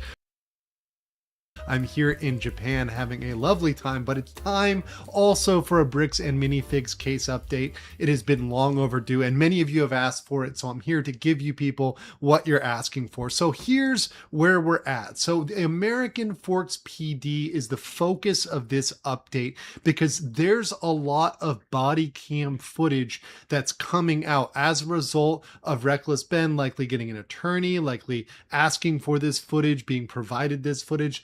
A lot of this is coming out and it is not looking good for Bricks and Minifigs or the American Fork PD. Now, it was very clear that this police department did not like the YouTubers. They're not fans of people from out of state coming in to investigate and particularly mess with local businesses. That was very clear. But what's becoming even more clear is that they don't really care about the law and that they're just trying to make sure that one of their beneficiaries that keeps feeding them money continues to feed them money. So they're now his personal bodyguards. Is they are committed and still want to try to help Bricks and Minifigs, even after all this time, even after all these things have come out. It seems like they are committed to throwing the towel in with Bricks and Minifigs, to picking a side here and saying, hey, we are going to help you do whatever is possible to put these people behind bars. They're not even asking for evidence. They're not even asking for backup to a lot of the claims that are being made. And some of the claims are absolutely wild. They started threatening to kill some Yes. staff. Yep. So they're just like, hey, if you don't, we're gonna kill you if you don't give this guy his money back and all this other stuff. Now, these claims are part of a strategy because right now, Reckless Ben is out on bail. He's out on bond. And part of that, and this is very important for everyone to realize, is part of pre-trial release, a critical condition. In fact, one of the most commonly violated conditions of bail is the fact that you must not commit any federal, state, or local criminal offenses. And I know that sounds like it's obvious, like, hey, don't commit crimes. Yeah, but if you've got somebody making false allegations against you, just like what got you locked up the first time, it becomes even harder to stay out of jail. But there's lots of times where you might break a relatively minor crime, or you might do something that is a minor criminal offense, maybe a misdemeanor, and then boom, you violated that bail and you're sent back. So for example, certain traffic violations can be criminal. Oh, boom, they got you, violate bail, you're going to get thrown back in, that's going to be revoked, you're going to be put behind bars, or maybe there's going to be an increased requirement, there's going to be more money they're going to ask for. So right now they're trying to look to put him behind bars because for them that seems to be the easiest way to silence him. And if you look at what they're going to try to do, it looks like they're going to use stalking. I'll try to stack it on this stalking case. Okay, so what's well, Ben is because somebody asked. So Ben is a YouTuber that is doing an investigation on Bricks and Minifigs. Bricks and Minifigs has taken a elderly person's Lego sets and they're supposed to resell them. They didn't resell them. Instead, they just took them all. It was the Guinness Book of World Records biggest Star Wars Lego set, and it was estimated worth $200K. And Bricks and Minifigs took it, didn't give it back, and the Reckless Ben tried to issue them papers and tried to just get them to give the money or the Legos back. They won't do it, and now they're weaponizing the police. Up with stalking. Well, stalking in Utah, and we're focusing on Utah here, it requires intentionally or knowingly engaging in a course of conduct. Let's put a pin in that because we got to define that. A course of conduct directed at a specific person and know or be reckless about whether that conduct causes a reasonable person to suffer fear for safety or emotional distress. Now that sounds like a lot, but the real core here and the thing that they're... It sounds like at the most this is some hours of community service. That it literally shouldn't be any more than a couple hours of community service. But I guarantee you the sentence they're going to try to give Reckless Ben isn't going to be a couple hours of community service. Because number one, he's white. Number two, he's got a lot of money. And number three, he's ruining a corporation that's paying the police. We're going to be focusing on is showing that course of conduct. It's easier to say, okay, this caused someone to suffer from fear of their safety or emotional distress. Look at what they did to Chud the Builder. He called somebody a name. They got mad and tried to hurt him, and he shot them. Didn't kill them, just shot them in the leg. And now he's facing like 45 years in prison. That doesn't seem very fair at all. Of course, Bricks and Minifigs is going to say we had emotional distress, we had fear. But what they really have to put together is a course of conduct. Now, what does that mean? That's very specific. So a course of conduct means 2 or more acts, such as following, tracking, monitoring somebody using technology or GPS, appearing uninvited at a person's homework or school, making unwanted phone calls, sending texts or mailing items, or watching, surveilling, or photographing. Now, let's be honest and let's be fair here. Throughout the course of their document. Well, the thing is like, I don't know how the federal government hasn't stepped in and completely cracked down on this. Well, I mean, I know why. The same reason why they're never going to use the Insurrection Act. That's what happens when you got people in office that only talk instead of do. But anyway, there's a lot of these things that could fit this course of conduct as stalking. But before they've been trespassed, before they've been told not to do these things, it's a little bit harder for them to put this together and say, yeah, you knew or should have known, right? And I love that Reckless Ben ends up in jail, and somebody that stalked, like, for example, Emeru, they just pick the dude up and drop him off at, like, the nearest gas station so he can walk back. You got Mizkiff holding a gun up to somebody who's standing outside of his window, right? At gunpoint. And Mizkiff is more likely to get arrested than the schizo that keeps coming to his house. But, you know, somebody exposes a corporation, oh man, we got to put him in jail for 24 years. But now that they've been trespassed, that they've been warned, that they've had ample time to know, and the police have informed them, they've been arrested. Hey, you can't be going to these places of work. You can't be bothering these employees. You can't be... I don't think he has, though. That's the thing. He hasn't been to those places. He hasn't even gotten in contact with them. Phone calls or texts or emails, etc. You've got to stop. Now, at this point... But, like, what are you supposed to do if you're in a legal lawsuit with them, right? And you're not allowed to send them any kind of anything to tell them that they're being summoned. How does that work? It's a weaponization of the system. That's all it is. Anything they do beyond this is definitely going to go to a course of conduct. And remember, they've already hit Ben with multiple charges of stalking. That's another charge, obviously. I mean, we'll stack him until he leaves you guys alone, I guess. You know what I mean? Or they put him in jail, one or the other. So they're trying to paint this course of conduct and say that Reckless Ben is someone who is engaging in these things knowingly, that he's being reckless about this. And that's where they're trying to pinch him. So here's my judgment. The body cam footage is showing American Forks PD giving The body cam footage is shocking is what it is. The United States federal government needs to step in on this one, 100%. Proportionate aid and advice to Bricks and Minifigs. They're trying to move forward with this stalking thing. They're trying to get him sent behind bars. That's clearly the mission, and that's clearly the way they want to silence him.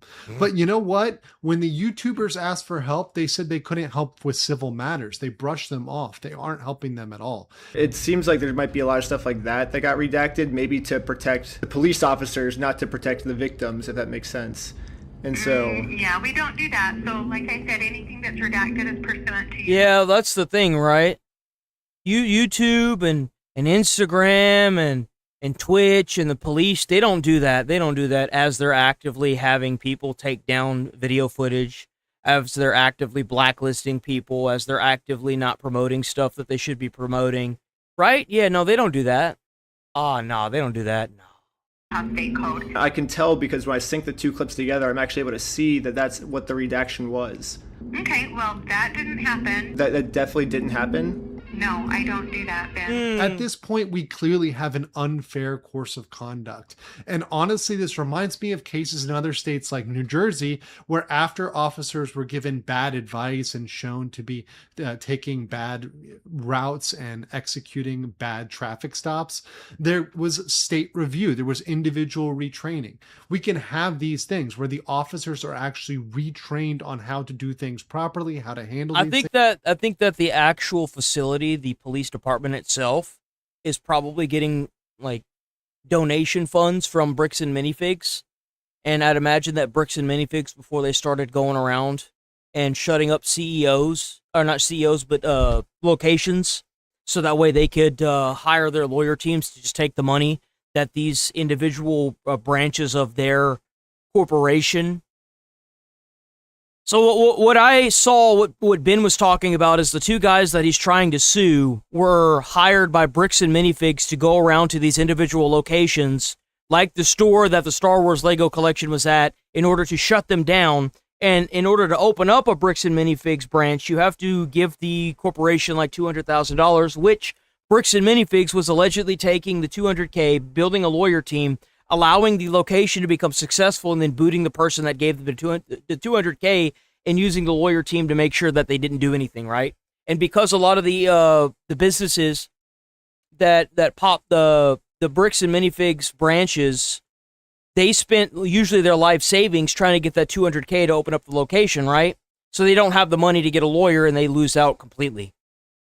So like the issue, and you know, if that's the case, if that's really happening, then they would obviously use a portion of that money to pay off the police as well. So I wouldn't doubt that the actual police chief there and everybody involved in this is 100% corrupt.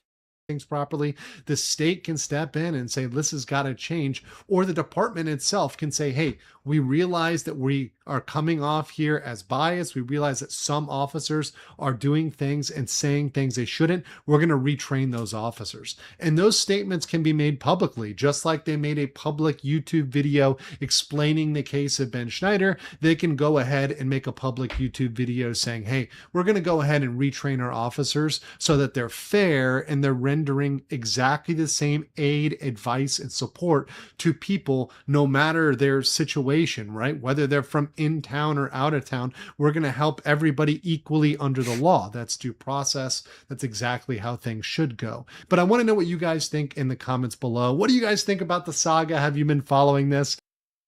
I think it's crazy. I think that something needs to happen with the department Oh, itself. I shouldn't say this. And let me see here. What's going on here? She is the real deal. Why do you say this? You should at least know I shouldn't say this. And let me see here. Hassan Piker's interview is a research behind the scenes by Eric Havagim, a socialist producer who now lives in China, has been featured by the Chinese state media. What is this? Specifically came on the podcast because I saw that y'all was in Hassan's orbit. I did meet his producer in China. Yeah. Oh my God, Marge. No, Eric. The interview His producer is Mark. His interview producer. Come on, you don't know all these people. You're telling me Hassan Piker has a specific producer in China? Yes. At all for his, times. For his interviews. That's interesting. Oh, W. Mossy Oak Cracker for the 1 month membership. W. Oh yeah, we're gonna keep doing it, big dog. Tell Jesse Waters right now. Is it like his translator or some shit? No, Eric doesn't speak Chinese. Wait, what?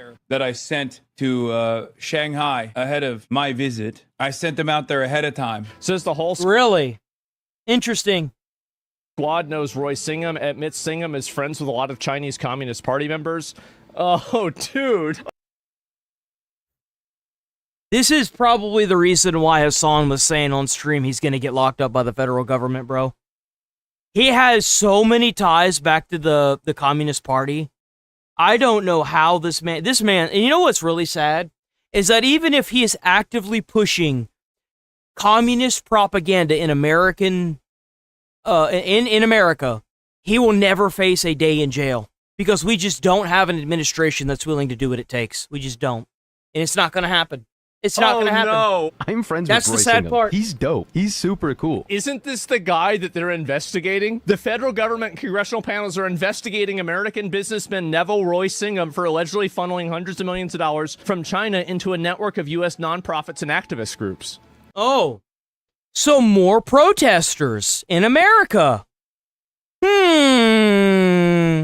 It's weird how this comes full circle, doesn't it? It all just comes full circle. Oh, this is looking really bad. And the idea that he like has some secret ties to the Communist Party of China is so fucking funny. Because Then why would he get on stream whenever the federal government's doing an investigation on him and he say they're going to put him in jail? Come on now. he is friends with a lot of them. I'm friends with Jodie Evans, co-founder of Code Pink. She's fucking dope. Man. That is Roy Singham's wife. And I texted her when the subpoena dropped. What's going on here? And she basically said, don't fucking worry, bro. The whole squad out here, we all know him. She is a revolutionary woman for sure. She's linked up with, maybe I shouldn't. No, she's talked about this. She's linked up with Fidel Castro. She's linked up with Hugo Chavez. She was just in Venezuela talking with Nicolas Maduro's son. She is the real deal. Why do you say this? You should at least know I shouldn't say this. She's been doing this literally her entire life, but every time I think about it... Doesn't that make it, like, what? It doesn't make it any better. That just means that we haven't had anybody that's willing to put them in jail yet. Like, communism openly should be completely illegal in the U.S. Like how if you talk about North Korea and South Korea, you get into a lot of trouble. Like, that's how it should be for America. Like, communism is polar opposite to everything we've built here in America. An argument. Leave America. Eric Hobbin was a video editor on the Zoran campaign. I was fortunate enough to work on a few of these videos. I decided to move to China. Wow. Like, as a dude, I feel sorry for the Uyghurs being used as a pawn by the CIA to foment unrest. I feel bad for the people of Taiwan who overwhelmingly do not want to be independent. And I feel the worst for the people of Tibet who were literal slaves up until they were recently liberated. You and I have been subjected to a lot of CIA revisionist propaganda that's only now getting its own Wikipedia pages. Hopefully I'll be able to... What did that say? An old enemy, the revive tendencies of American foreign policy? Visionist propaganda that's only now getting its own Wikipedia pages. Hopefully I'll be able to visit all... Oh, you know how reliable that information is, right? Oh, what? Who the fuck uses Wikipedia anymore? If you're getting your propaganda from a Wikipedia page, bro, like, what? Holy crap. We've hit, like, new levels of stupidity. Wikipedia, bro? Wikipedia doesn't even pop up now when you Google something. It doesn't pop up at all. You have to type in Wikipedia to find it. 3 of these regions over the next year or two. Like, and try what? to scrape together better anecdotal experience. Twitch, if I were to call for the killing of Asmongold so that China's economy can prosper, would that be a TOS violation? Well, yeah, because it wouldn't even be true. What are you talking about? I literally got unbanned from Bilibili because I liked Black Myth Wukong so much. Do you know how many fucking Chinese games I play? These are the people that I've always said many, many times, if you don't go after these people, they will try to kill you. The fact that this they will probably start succeeding. If things don't work out with the next few administrations, like, if you think it's bad now, it's about to get insane. Like, they're already openly, like, stating actual communist viewpoints inside of the Democratic Socialists. Like, it's only going to get worse, guys. Like, they're already openly stating it. They're just trying to cover it up and act like it's something else. Like, they're trying to get rid of the United States Supreme Court, and it's either the Supreme Court or the Senate, and they're also trying to get rid of the presidency in general. That they're like, nah, dude, nah. And like, he's living in China. Has this person been charged with treason or something like that? Probably not. We don't charge people with treason anymore. We just let them do it. The big issue is that you have all of these foreign governments and foreign influences that are trying everything that they can to win over the hearts and the minds of the American people. And the problem is that the American people are so stupid, they'll go along with anything. So this is basically, he has some kind of commie Chinese agent working with him. I'm not surprised by this. I think anybody could have expected this. It's pretty obvious. Mm-hmm. So this happened yesterday. This is crazy. There is a cultural enrichment program happening right now in Spain. Yeah. They had to mobilize their military to stop this, right? To stop the newer people from getting in. The issue is that it's going to be a lot like America. Now, Trump has, closed the borders down, and the unfortunate fact is that there's going to be a lot of illegals that will be here past Trump's administration because he's not willing to actually do what it takes to do a full-scale crackdown on this immigration and the illegal immigrants. So there's a good chance that whoever's left in the country past Trump's administration will be granted amnesty, which is awful. And the fact that we're not doing denaturalization of immigrants, certain types of immigrants, is also very bad. And I'm not talking about their race, skin color, or whatever. I'm talking about the people that are violently attacking the immigrants that are violently attacking other people in the streets. They shouldn't be here, right? If you're violently attacking somebody, well, first off, you shouldn't even be in. If you're a citizen, you shouldn't be out in public anyway. You should be in jail. But if you're here as an immigrant, it's a privilege to be here. And if you're out there attacking other people, even if it's other immigrants, it doesn't matter. You need to go. You need to go back to your own country because we don't do that here. That's not American, dude. You need to go back. We don't attack people because of a dispute. That's what it's supposed to put in. It's supposed to land you in jail, but for whatever reason, we don't really do that anymore. So let's take a look at it. But really wild video. This here. is crazy. Chaos at the border of Spain's North African enclave. Those are immigrants flooding into Spain, by the way. In Morocco, this is a city called Ceuta. You're watching as thousands of migrants. So basically, there's I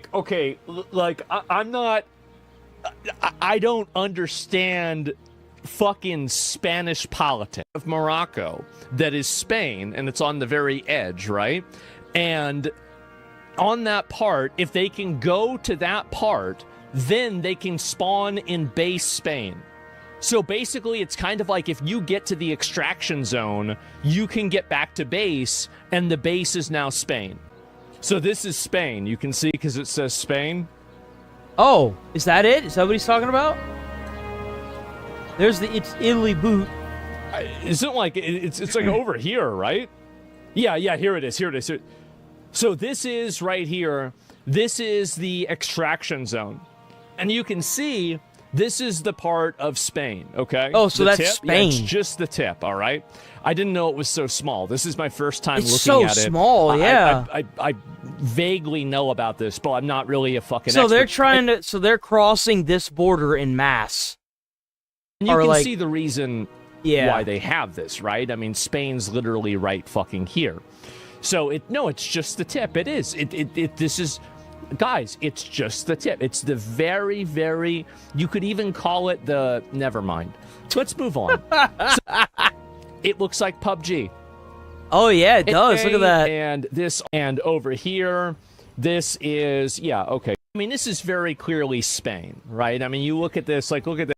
Guys.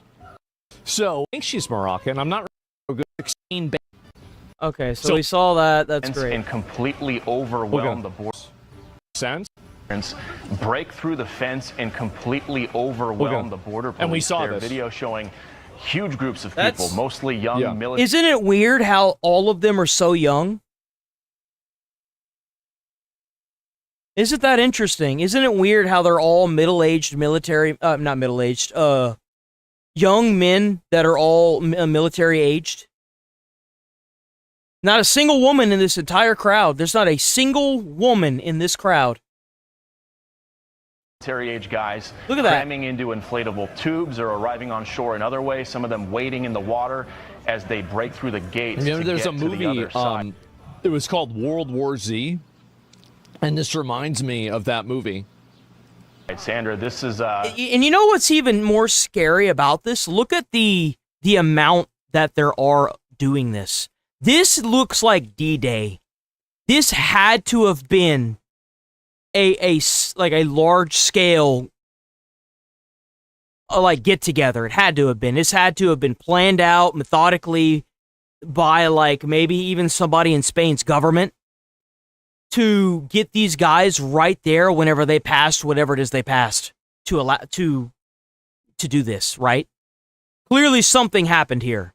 Someone planned this out. Someone in their government, much like America's, that happened during Biden, because this is pretty much how it looked like with Biden's administration, but all the illegals that cross the border, right? You saw the bulldozer breaking up the border fence and stuff. Like, that's basically what this looks like. It looks like a damn invasion. Reminiscent of kind of what we saw during the open border during the Biden administration. Now, if it was me and that was my country, well, let's just say that Poland is merciful.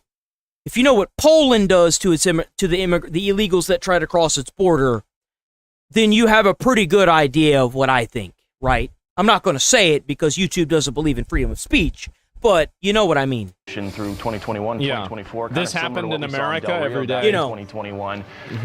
The socialist agenda, their platform literally says they want to abolish borders, abolish immigration. And they're going to bring in infinity Africans, and then they're going to vote in themselves. They're going to vote these Africans to have infinity levels of welfare. And then after that, well, then the Africans can never not vote for them because they're going to get infinite welfare. Enforcement, have complete freedom of movement. This is what it looks like in another country. If Look at all these young children. Well, they're all 12 years old. You're going to put these guys in middle schools in Spain without any obstruction. Yeah. And if people don't know, Spain has a very left-wing government. Earlier this year, they did a big amnesty program for over 1 million illegal immigrants living in the country. So now that they're in Spain, they're going to get a free ride. They're going to get housing. They're going to get benefits, just like what they tried to do to America, just like what they're doing to America. It's still happening in these sanctuary cities that are committing treason.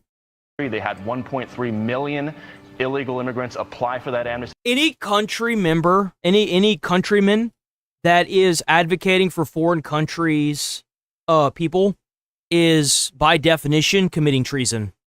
Especially if you're in politics, like as a mayor, and you're doing stuff for a foreign country for its benefit, that's treason. And I would like to see the legal system be enforced when it comes to treason. Maybe newer laws that will, based on a full-scale investigation and the outcome of the investigation, the outcome should immediately be public capital punishment, in my opinion. But, Program between April and June. So that's what we call a pull factor, Sandra. They're looking for something like actual that. invasion. They can just get their foot in the country. Maybe. Yeah, this is like Normandy, but nobody has a gun. That's exactly what I said. Yo, look at it. Look at these people, dude. That left-wing government will do another amnesty program, and you were just reading some of the wires. Not a single woman. We haven't seen a single woman in this yet. The locals want an emergency declaration. It sounds like. like. Add something fun. Oh, I don't hate see these a guys. single woman in guys this. that are doing this. Like, if I was in Morocco, if I was in the Congo, if I was in Zimbabwe, and I heard that I could get to Spain, and then Spain would give me a house and like a hot Spanish wife. Yep. I would be trying to get to Spain too. Exactly. Like, I don't. See, this is the reason why I don't hate them. It's because they have no obligation to Spain. I blame the countrymen. That's why I said that we should reform our laws when it comes to treason. And I want to see the laws enforced because it's illegal. That's why. I don't hate the Chinese for trying to subvert America, but I hate Americans for allowing and agreeing with the Chinese when they're trying to subvert America. I agree. Like, I recognize that everybody has their own internal, best interest in mind with everything. So the problem isn't that everyone has their own internal best interests. The problem is that we have cultivated a society in America where they have literal, I can't say the word because of YouTube's lack of freedom of speech, because, they like being their own country here, is that there are people that are willing to give up their lives for a foreign countryman who is going to effectively come here and kill other Americans to become the minority here, or the majority here, right?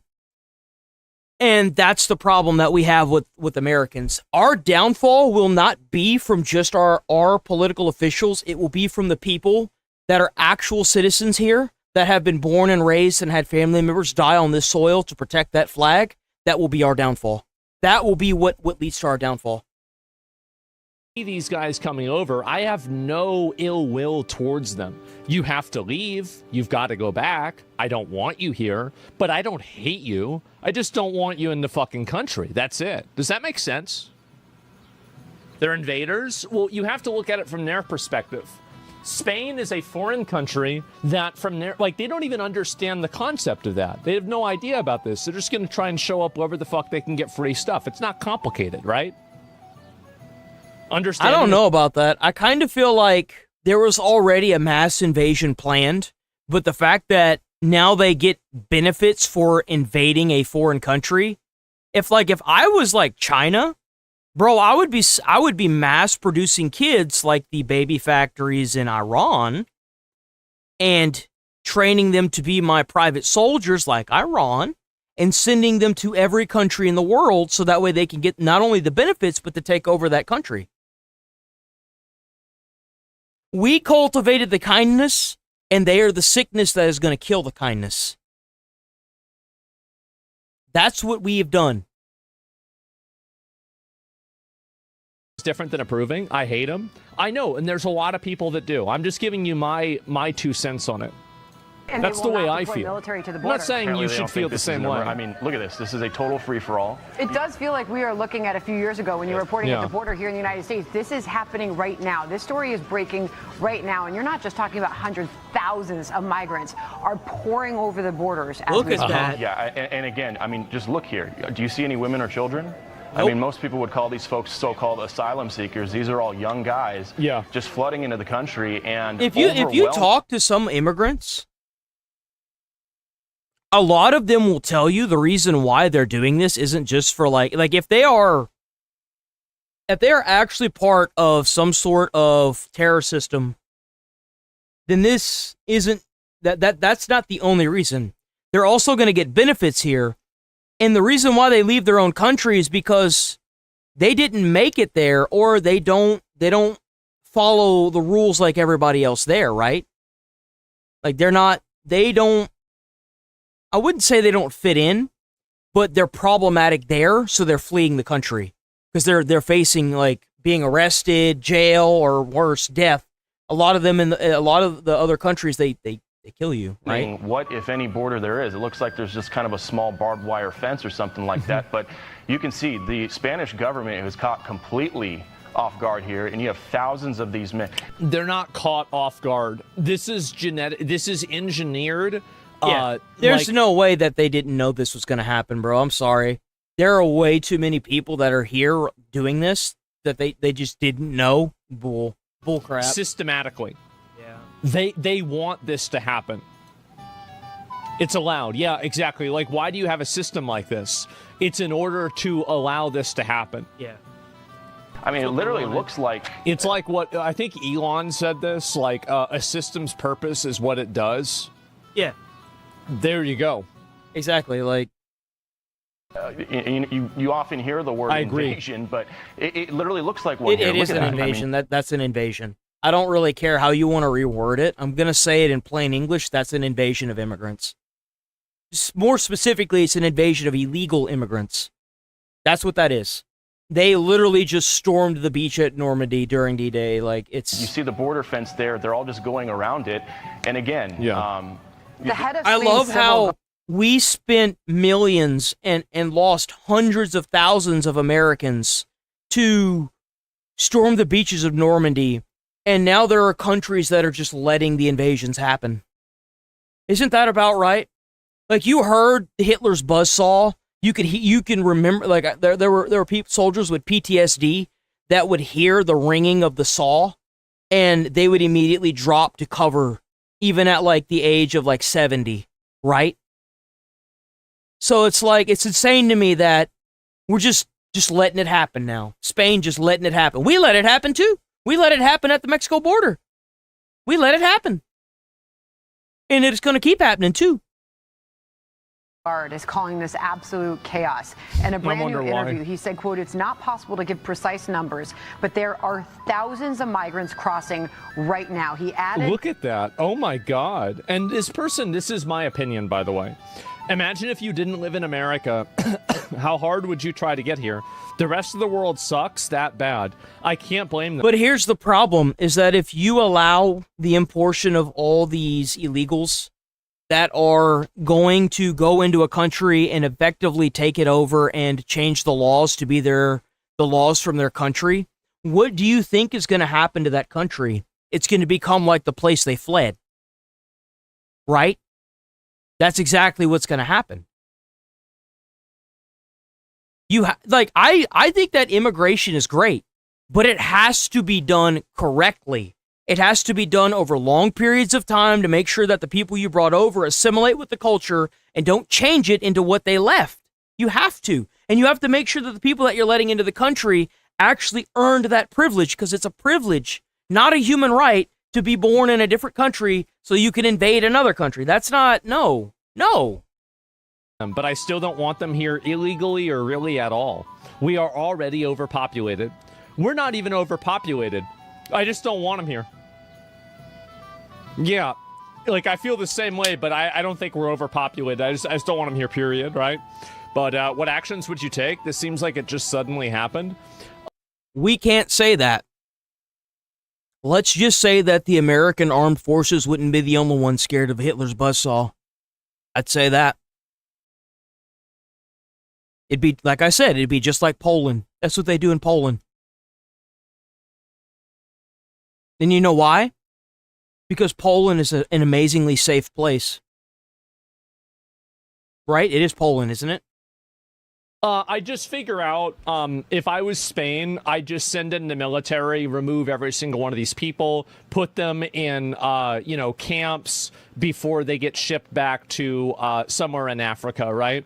I'd make a treaty or some sort of an agreement with some African country that if you couldn't be shipped back to your country of origin, we're just going to send you to whatever the biggest PvP. You're going to Sudan.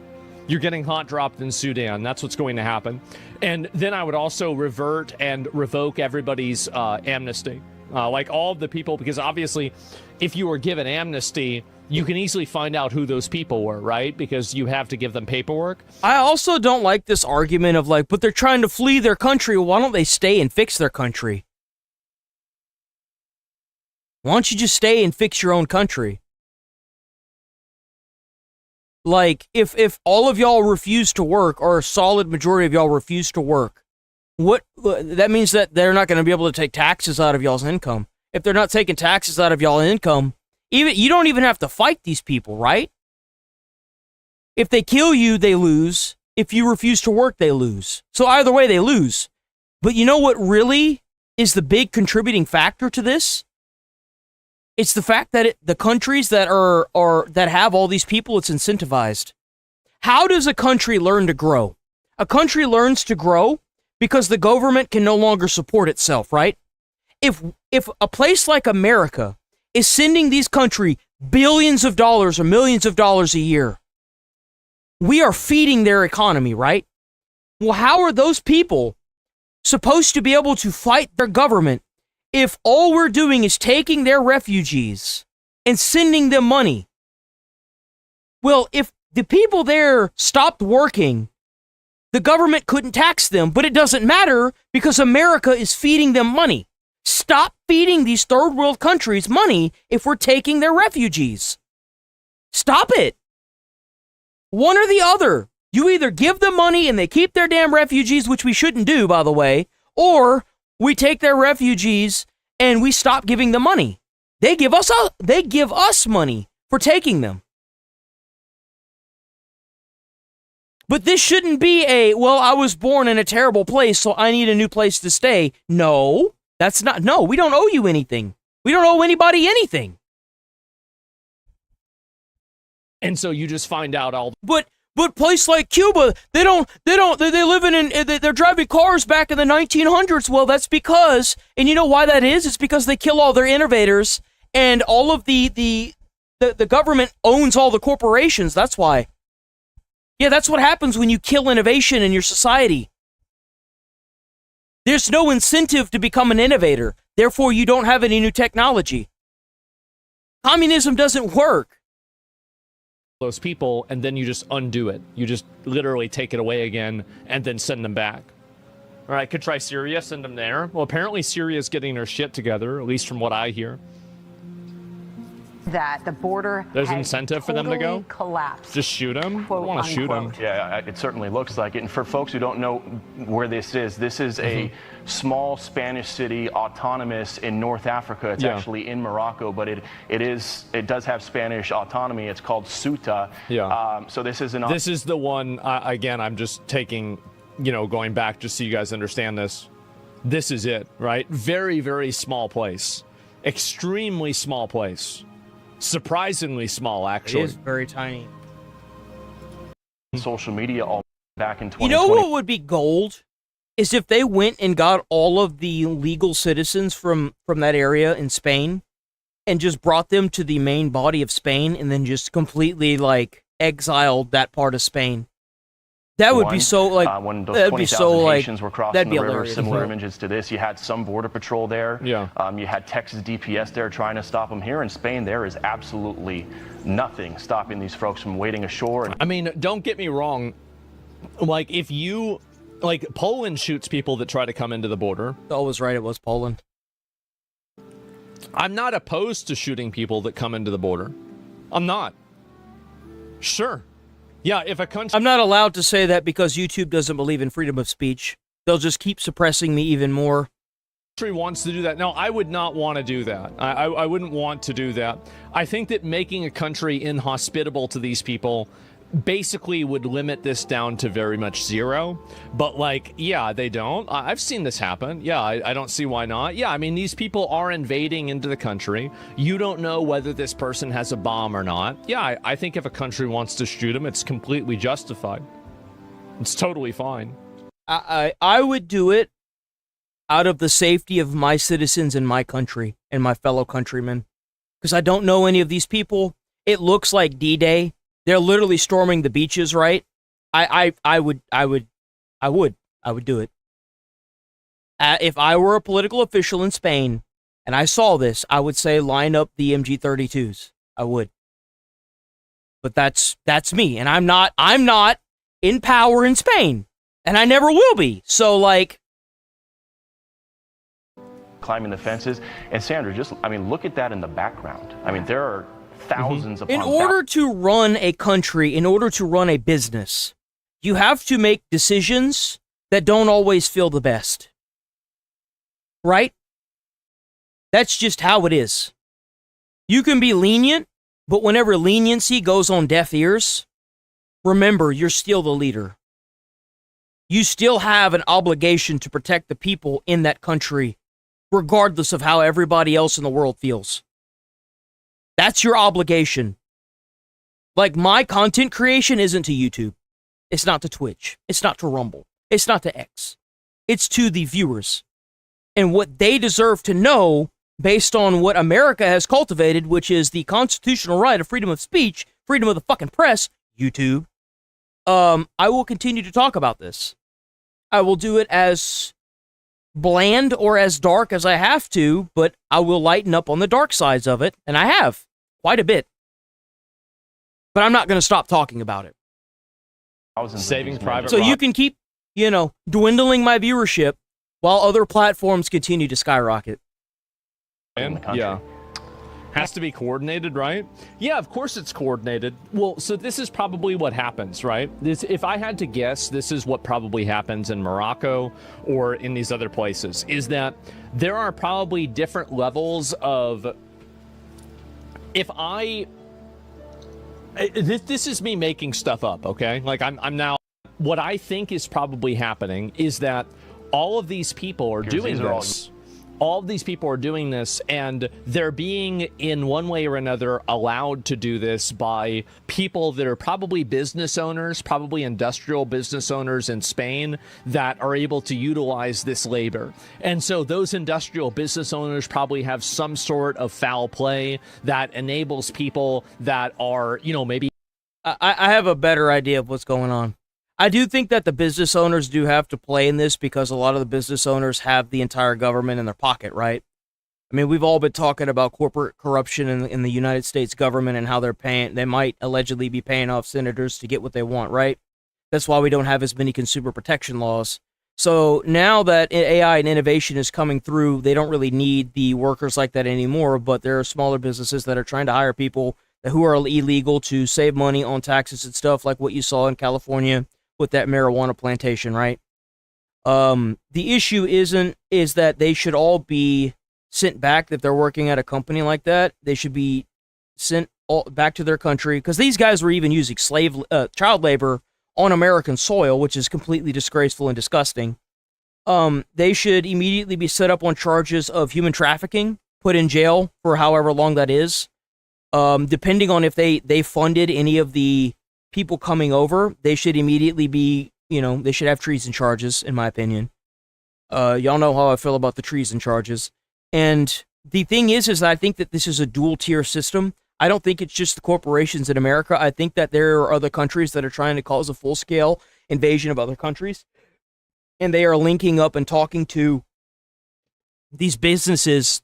And these businesses think that these guys are coming just for the free housing and food, right? No. I guarantee you a lot of the countries that these guys are coming from, they are extremely, extremely radical. I mean, why else would you have a bunch of middle-aged, young men that are military-aged storming the beaches like it's D-Day? Why else?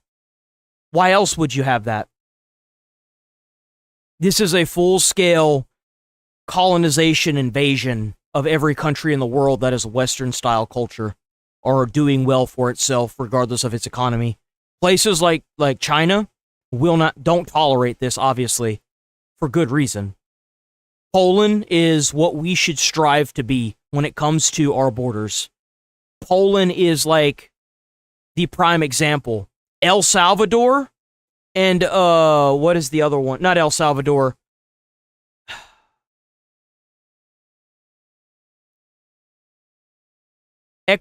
No, it's not Ecuador. It's the place with CCOT. That's what we should do with our actual criminals, right? Send back all of the illegals. Look at the immigration status and what the immigrants that are here are doing. If they're on welfare or they're not holding down a job, or if they're in between job, that's an exception, right? That's different. If they were at a job here in America and they got injured, that's an exception as well, right? Like, there are exceptions to this. But overwhelmingly, if you are here in America and you are not working and you are pulling from our taxpayer system, number one, your benefits should be cut off as a start. And number two, you should be denaturalized and deported. Because we are importing people that are just draining our system dry. If you want these facilities, these systems like Medicaid, Medicare, food stamps, if you want these systems in 10 years, we have to make it a net positive and stop adding more people to the system that are draining it dry. Otherwise, it's not even going to be around for another 3 years. You have to make sure that the system is being fed. You can't just withdraw all the money. The activists, right? Because there are activists that want to bring these people into Spain. There are humanitarians. They think that, Spain is evil, and so we have to. But the same humanitarians and activists also say that America is what caused this. America is allegedly what caused these countries to kill their political opponents and maintain a theocracy / communist / dictatorship over their country and physically annihilate and suppress anyone who tries to go against them. We're as Americans, we are the reason why their governments are killing them en masse. Allegedly. That's the argument. Well, so that means that we have to accept the military-aged men into every country in the world and destabilize our country because Karen doesn't know how to get a job instead of staying at home on her computer all day. Punished, right? And Europe has to be punished. America has to be punished for the evils of colonialism by being colonized. Exactly. That's literally, yep. Right? And this is just like what happens. So they're being used as useful idiots by these big companies because the companies know that they'll import in a bunch of cheap labor. Yep. And then what I think happens is it's the same thing that happens with It's a very vicious cycle that's been created with all this. Very vicious cycle. border in America where you have coyotes. And what are coyotes? Not the dogs, but there are guys that help families and groups of people cross from Mexico into America because they know different routes and areas. Now, this is obviously a horrible thing. It's terrible. And I think that it's insane that you hear them all crying about, oh, but the people in that country. If that's the case, then why aren't there any women and children in this? It's all men that are military aged. What about the women and children? You don't want to know what happens to them on a trek like this. They don't last very long. And it's not because of the environment. It's because of the people they're traveling with. That much I promise you. We're going to move on from this. We're going to finish this video up. And B, there is no socialist movement that is not... Nick Shirley. Check out Nick Shirley on YouTube. Please check out Nick Shirley on YouTube. I noticed that YouTube is also messing with him as well. Bro, I don't know what it is. What's going on? Savage Glizzy?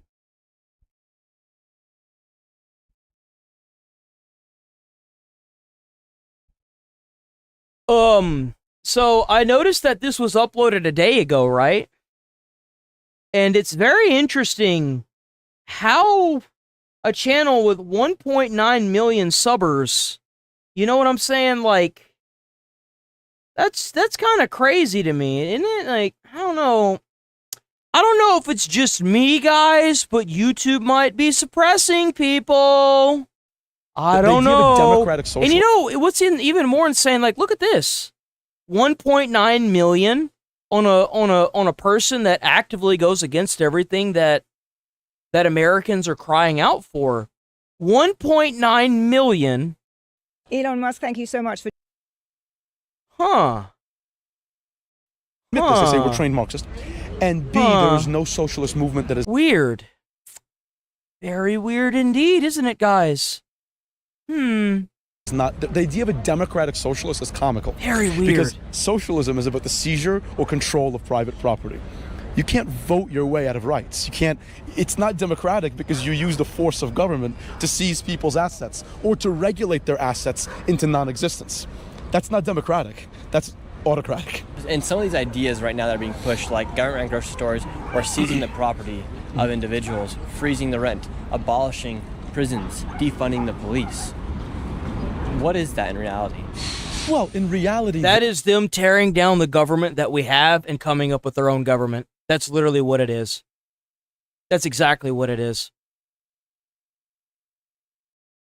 There's this very strange sort of Olinsky, they call it ideal, where you basically, you actively destabilize society in order to get people... You cause the chaos, you don't enforce the laws, and then that radicalizes people to abolish the police so that way you can go ahead and put in your own version of the police and kill people to suppress them. It will go from losing viewership on platforms to your channel being completely demonetized, removed from the platform, and having the FBI at your house with guns pointed at you. That's what it will turn into. They tried doing that during Biden's administration. We saw that video from Iwu where that guy was talking, was worked up from Charlie Kirk being killed.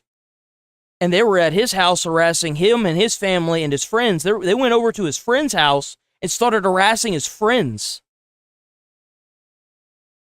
And now they're crying that the government, like Trump is weaponizing the government against them because they did it to him. They did it to us. They did it to all of us. In their desperation and misery, to turn to the same government that destabilized it for more help.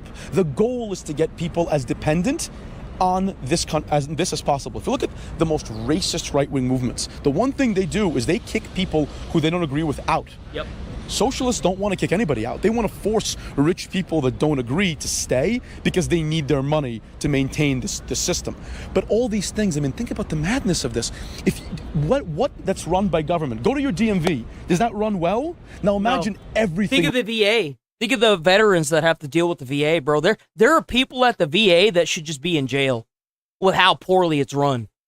Run like the DMV. Are these states any better? Is it better to live like this? We talked to a lot of college-age students and people that work at colleges today, and they say this isn't really a rise of communism. They say it's more like left-leaning idea. Because they're trying to package it as something else. They're lying. They're lying. That's what they're trying. That's literally what it is. Of course it's communism. You can try to name it anything you want. Thank you, dude. This guy's based. Distinctions are pathetically non-existent. You argue, well, no, we're not like a communist. We just want to vote you into having no property and like. This guy needs to make a podcast. He needs to make a podcast. The government controlling everything, but it's not communist. The name is not what matters. What matters is what it is. What is it doing? Bro, look, you can call a dog a cat, but that doesn't make it a cat. It's a damn dog. The mental gymnastics started with this whole trans stuff, and now it's moved into other styles of politics. And you know why that is? Because it worked. That's why. People fell for it for a time until the radicals inside of the trans community started trying to burn down GameStops for misgendering people. But here's the thing. It worked. And now they're doing it at full scale in politics. It was a test run and it succeeded because they were able to manipulate social media in a way that turned it to their benefit. And you know what's sad is the sheeple fell for it, and they still are. They are still falling for it. And what it is excessive government control over every aspect of your life. What do you guys think about capitalism? This is a really good question. Yeah, this is crazy. I would say that capitalism, in its true form, not awful, but right now we're currently in late stage capitalism, and that's affecting everybody. The cost of a bagel should not be $7. The cost of a matcha should not be $10. And currently, so much of America is living paycheck to paycheck on minimum wage. I'm so happy that there are still some people out there with some common sense. She's bringing up great points. This is what I want to see whenever if she may be a Republican, but if she was part of the left, I want to see these talking points. This is what I want to see.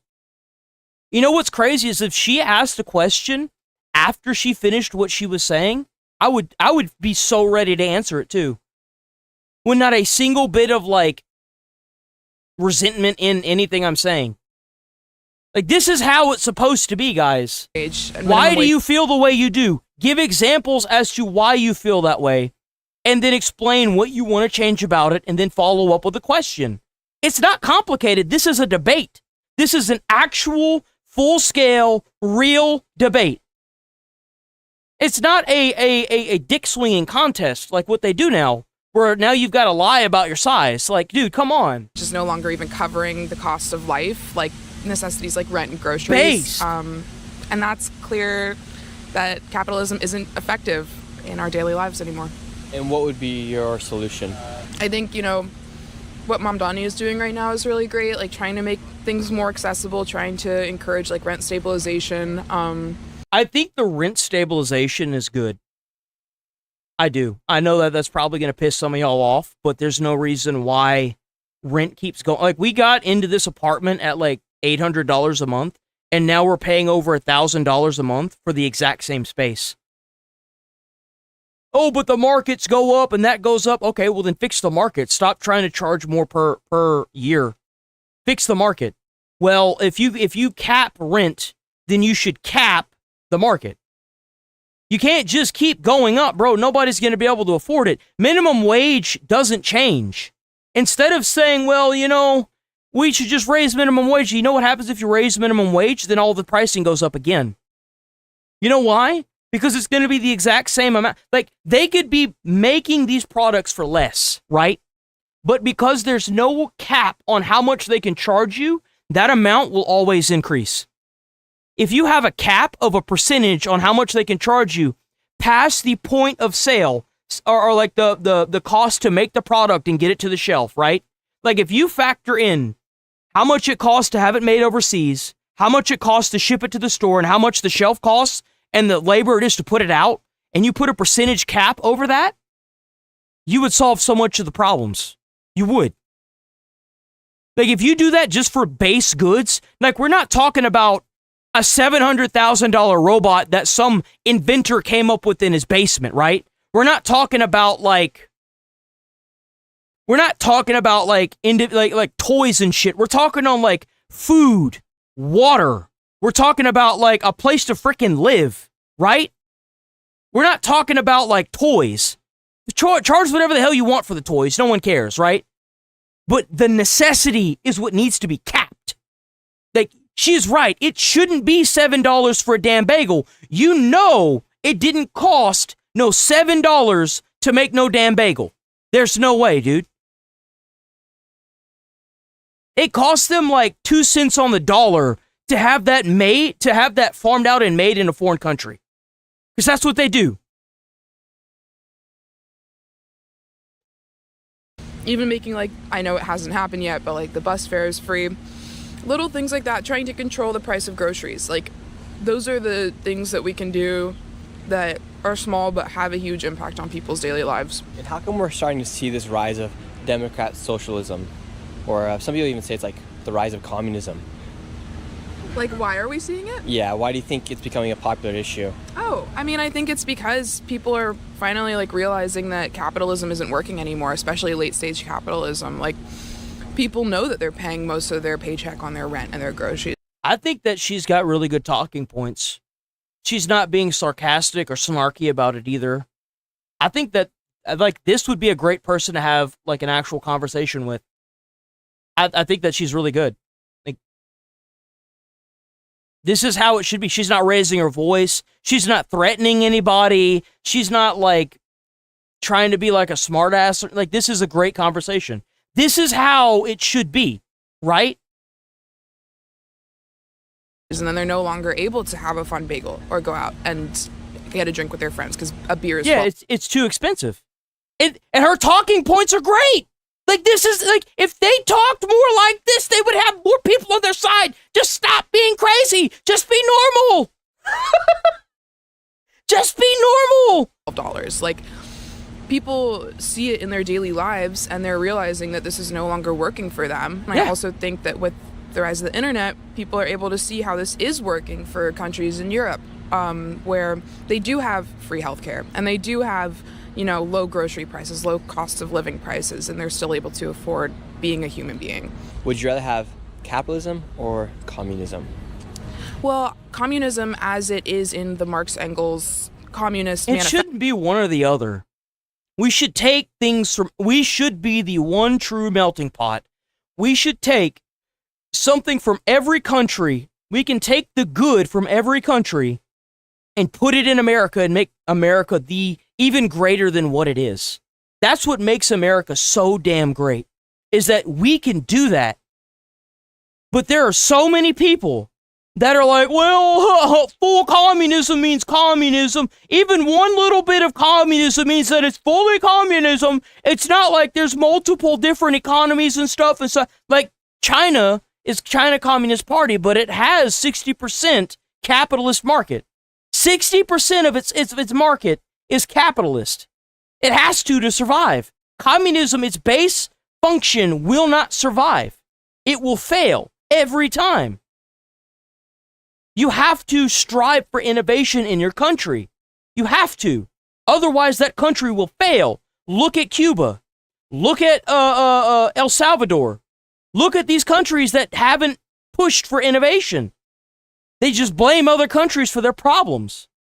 No, your governments are killing your people, bro. All your innovators are dead because your government killed them. Because they don't have free market there. They don't have the ability to make innovations. There's no incentive to make innovations in those countries. Manifesto has never been implemented in society. They say in the Communist Manifesto that communism is primed for countries like England, America, and I think the Netherlands as it was, when they wrote it in the 1800s. So when they implemented it in Russia and China, they bypassed the sort of systems of industrialization needed to make communism effective. And so I think that we've never seen communism work. We've never been able to see it work in systems where it's applicable. And so I don't think I can answer that question correctly without fully seeing a system of communism. Money management isn't taught in schools because they want you to get out of school and make $100,000 worth of debt going to college. So that way, whenever you get out, the entire economy's flooded with people that went to college and nobody has any jobs. And then now they've got $100,000 in debt working at Walmart or McDonald's with a college degree or master's, you know? So like, yeah, no, the elementary to high school, that was never meant for you to be able to function in real life. That was just meant for you to take out your student loans and be a good cog in the big machine. That's all that was about. It was supposed to be a pay to win, but now that everybody paid, no one's winning. That's the problem. Yeah, no, they never want it. Like, and they're not going to teach that in schools because they want you to take out that money. They want you to put yourself in debt for the rest of your life until you die. That was always the goal. No, like the corporations want you to eat the sugar and become brain dead idiots and continue to buy and spend all your money on stuff that you really can't afford. That was the goal the whole time. You didn't know that? Yeah, no, we're cooked. Like, we're cooked. In fact. Would you like to see a fully communist America? I think that there's so much in our system right now that would not allow for that, and I think that being like, especially like a quick switch would not work, but I would like to see late stage capitalism kind of taken back a little bit. I agree with that. This lady's based. W. Yo, W. Out of China, Soviet Union, Cuba, Venezuela, what's been your favorite form of communism? Well, again, like I said before, she's not... See, like, this kind of looked bad on Nick Shirley, I'm not gonna lie. She's not advocating for communism. She's saying that she would like... Communism intrinsically is not an immediate enemy to the state. Communism has good things in it. Like, you know, the fact that everybody gets a home, everybody has a job, everybody contributes. That's nice, right?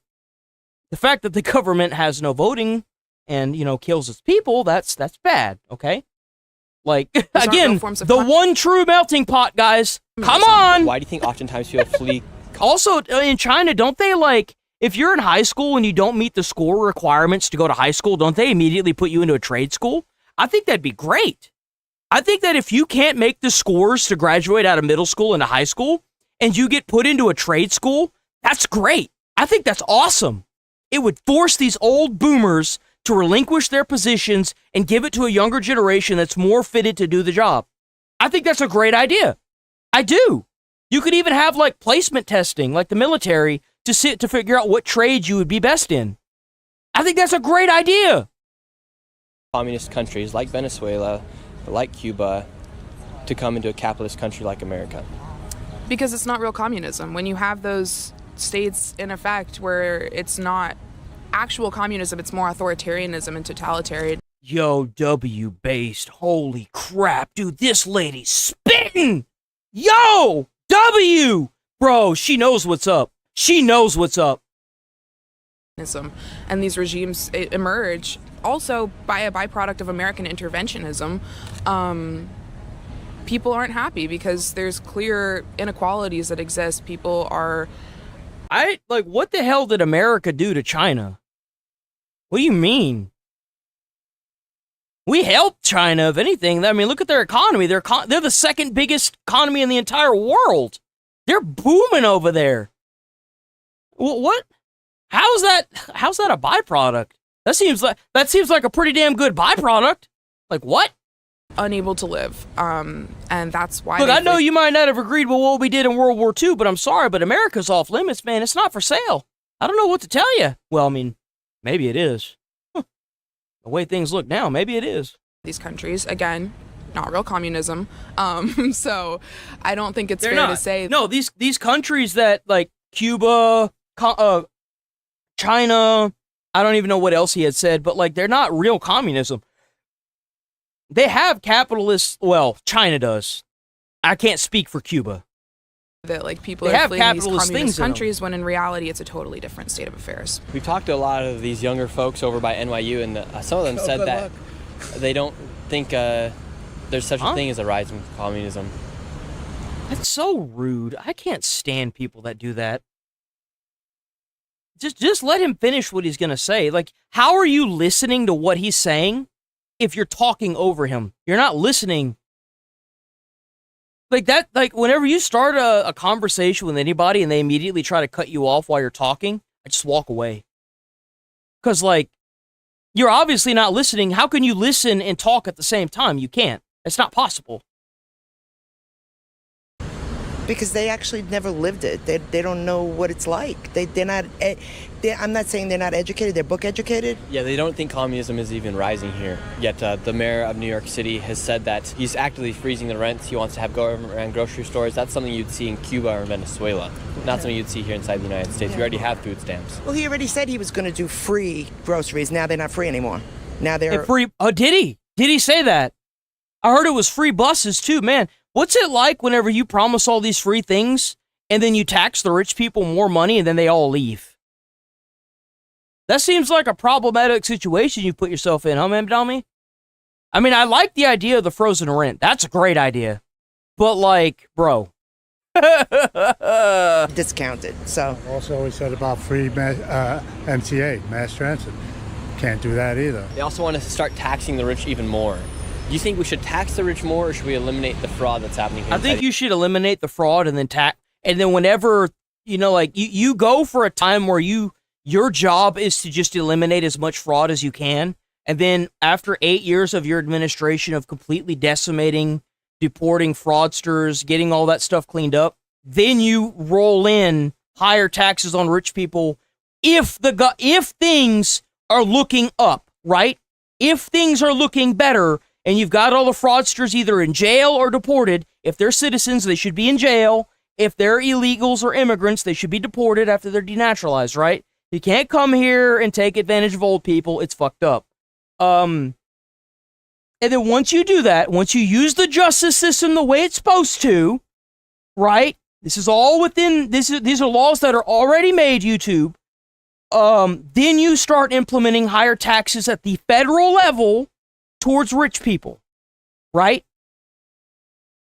That's what you do.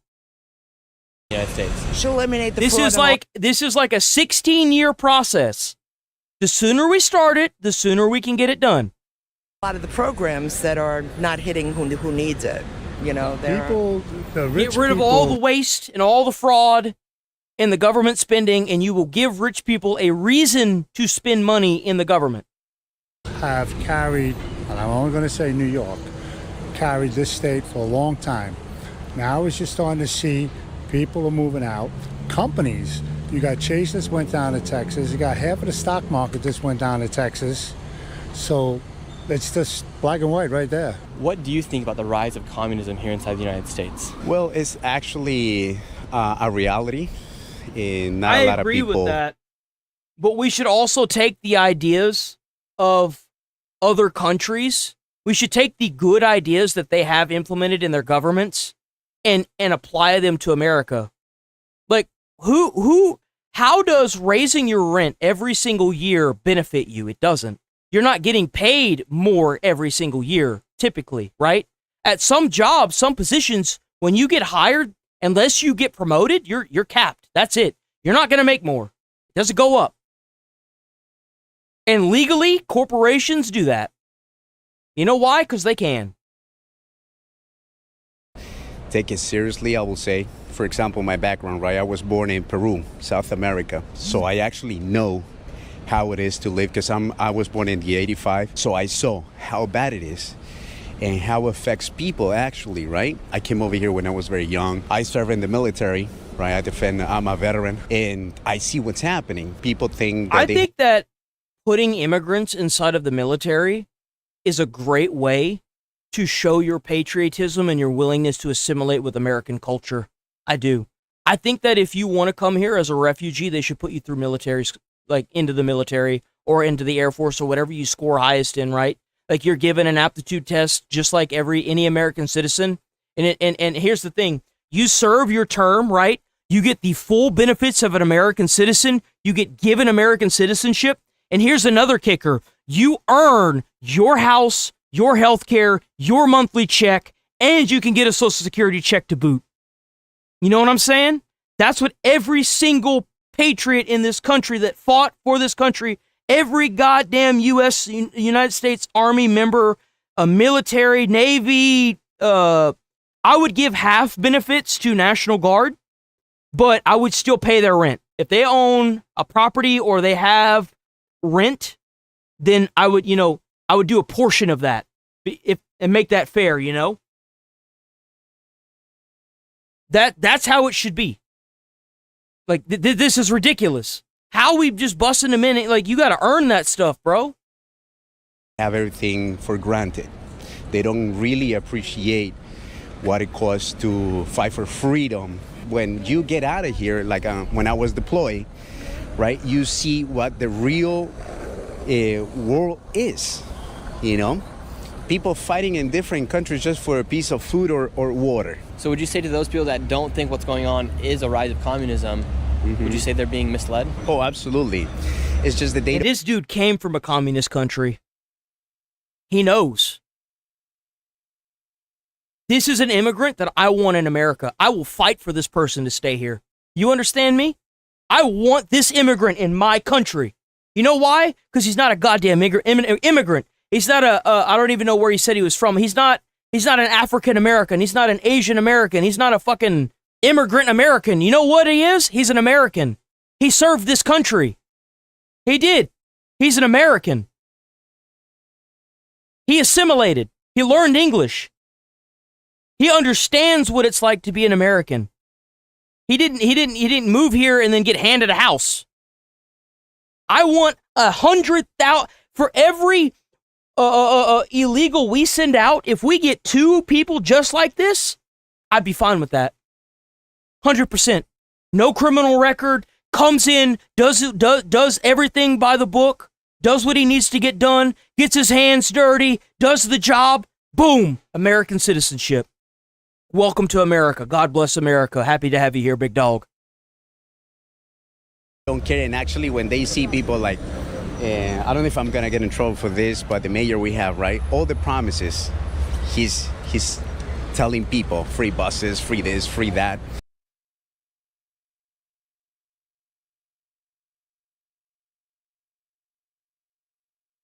What I've been saying, man, I don't get paid enough to be as right as I am. Let me tell you what. I love hearing from somebody that fully assimilated to American culture, that communist parties did. How many times have I said that what Mamdani is promising, what he talks about with these free buses, he never explained one time, the entire interviews that he did, how he was going to get those free buses. But he could sure tell you how he was going to do everything else. He sure told everyone how he was going to do everything but those free buses and that free food. Because that was never his goal. It's a trick, just like the Democratic Socialists. They're offering universal basic health care, universal basic income. Ain't going to be no universal basic health care and health care and income. They're going to push the other agenda. They're going to abolish the police. They're going to abolish the Senate. They're going to abolish the presidency. That's what they're going to do. They're going to tell you how they're going to do it too, but they'll never tell you how you're going to get universal basic income or universal basic health care. You're being tricked. Again, where's the money coming from? There's no money, and instead of that, now you're raising taxes, right? And all the people, wealthy people, that actually creates jobs to make more money. They're leaving somewhere else. Now where you get the money from? Why do you think communism is on the rise, and what do you think about communism?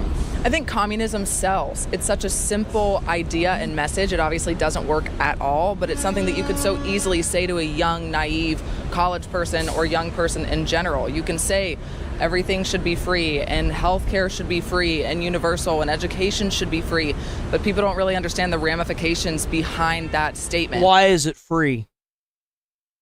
Well, it's free because everybody has to partake. Everybody is partaking in that system. Everybody. And if you don't like partaking in that system, they send you to a camp just for refusing to work, and they force you to work. Not for committing a crime, but because you didn't want to. That's what happens to you. They call it an education program. So, I mean, this is nothing new. People have been trying to sell the idea of socialism and communism for years. You know what's crazy about America is there are homeless people that are like, yeah, I'm homeless, and I love being homeless. Literally, that's what they do. Years and years and years. I mean, obviously, in pre-Soviet Russia, you had communism. That's where a lot of it started. You had the Mensheviks and the Bolsheviks. And the Mensheviks were kind of like your mainstream run-of-the-mill Democrat. And then you had the Bolsheviks. This was way back in like the 1800s, 1900s. And the Bolsheviks came in. They were kind of like the DSA activists of today. And they said, well, the Mensheviks and the Democrats aren't being radical enough, and they aren't promising you all the things that we're promising you. We can give you free education and universal health care and all of these great things. And then they never deliver. So that happened back in the day. It's just like a recurring ideology. History is a big fat circle. And it's happening again because it's such an easy thing to sell, but it's never worked. Didn't work in Russia or the Soviet Union or China or Venezuela. Or Cuba. Communism never works, but it's such an easy idea to try to convince people to vote others in with. So I hope that people read because those who know history do not repeat it. So we just have to teach kids. Unfortunately, it seems like even now they can't read in school. So even if you teach it to them, they probably won't be able to spell it. Cocomelon cooked the generation. Why it doesn't work. What does it mean to be a part of the DSA and be a Democrat socialist? What's that? Let's move on from this because we have managed to eat up all our damn time again. I'm choosing the bingo card this time, damn it. I'm choosing the bingo card. I'm gonna choose, what do we have? Okay, so I want to watch this. Woman plows through store while fleeing. We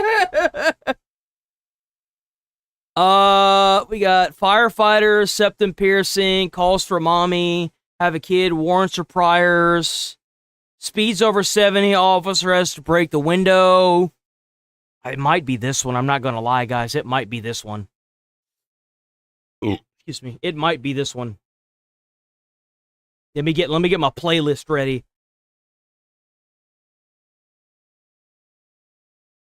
Come on.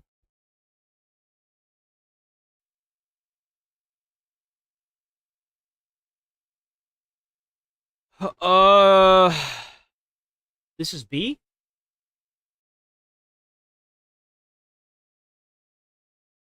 Piercings, biting, exorcism, bangs head, beanbag, swamp bag. I think it might be this one. The card A.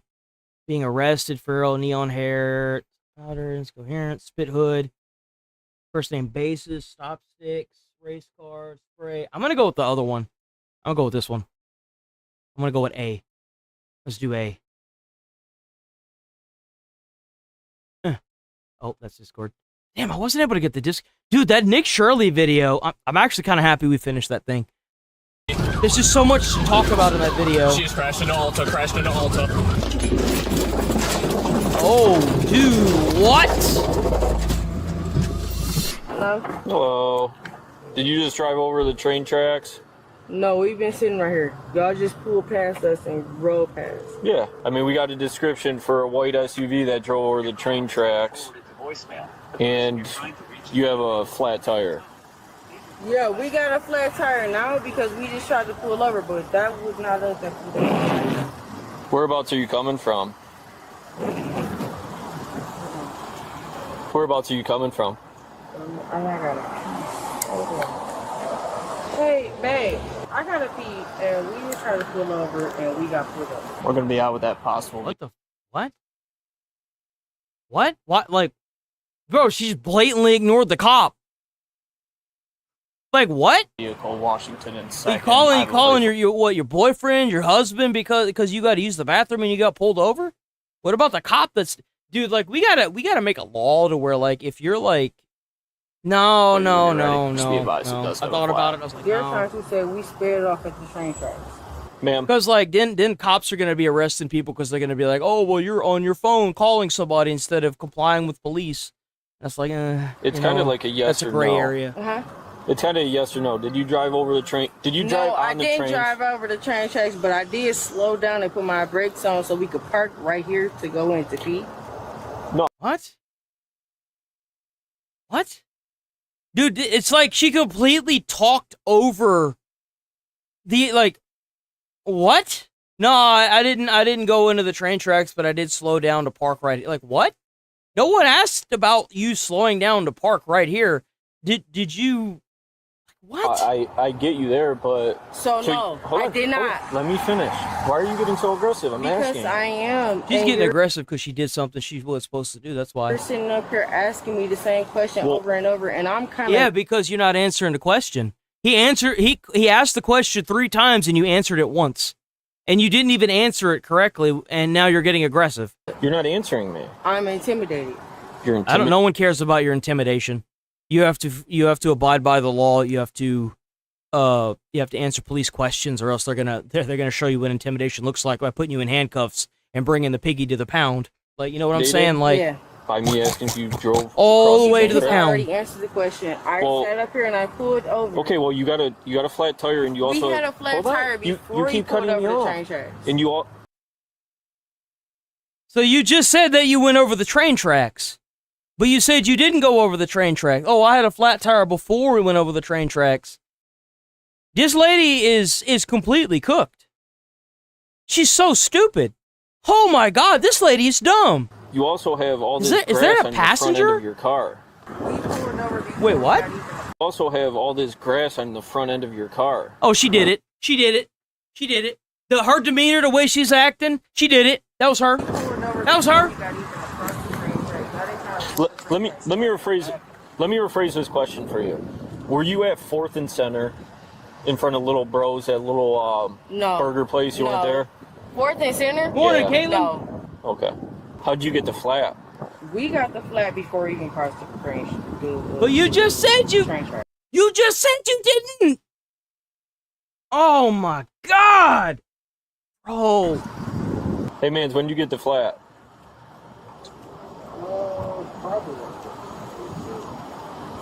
Listen, man, I want you guys to get home safe. I hear you, bro. Bro, I bet she's cheating on him. She on the phone with her, whoever that is that she's talking to, calling him bae. She got another man up in this car. Bro, I bet that's why she's acting the way she's acting. It's because she knows she's in a lot of trouble right now. I'm just trying to figure this out, man. We got a BOL. Secretly, this is the one we watched yesterday. That's the girl that was like almost getting run over by that dude that was abusing her in that Circle K or whatever. This is like the day before. For a white SUV with that drove on the train tracks, man. So when did you guys get the flat, bro? I've been on the radio. Where are you guys coming from then? Here. Where's here? Oh my God. Holy, bro. I mean, would this qualify as incoherent? Like, this seems really incoherent. It's really, really incoherent or stupid.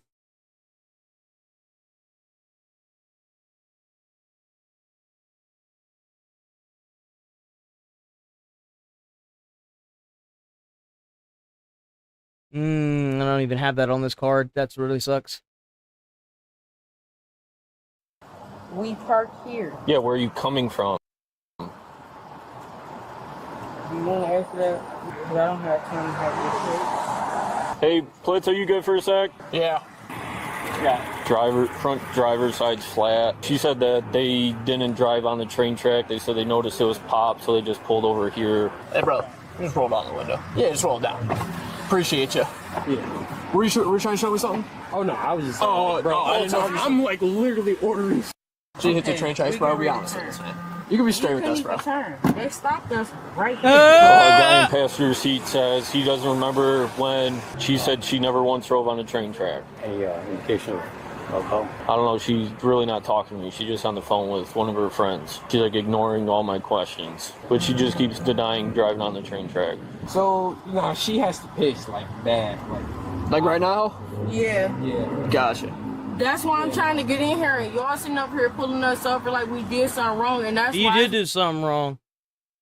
the front of your tires popped, you got grass up underneath your bumper, and the police are asking you if you did something that you clearly probably did.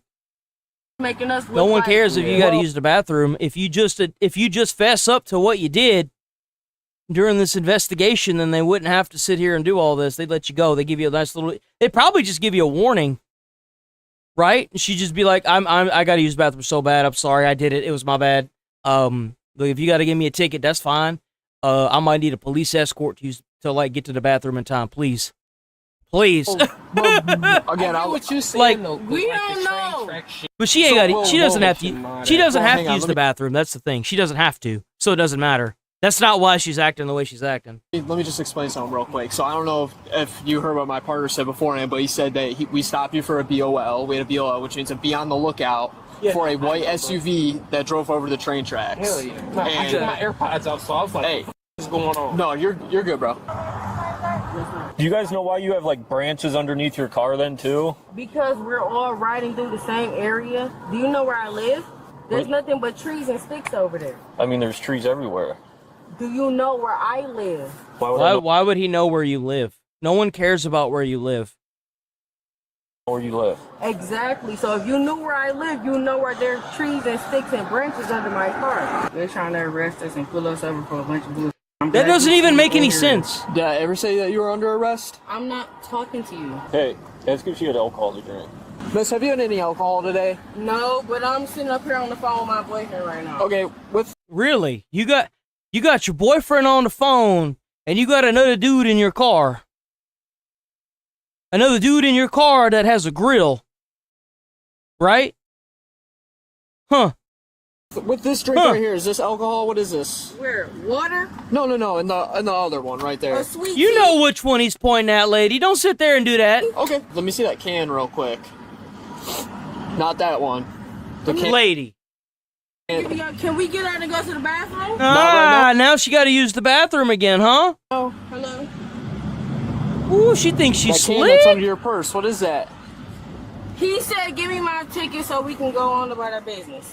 What's that? Right now we're trying to figure out what's going on. You guys aren't telling us.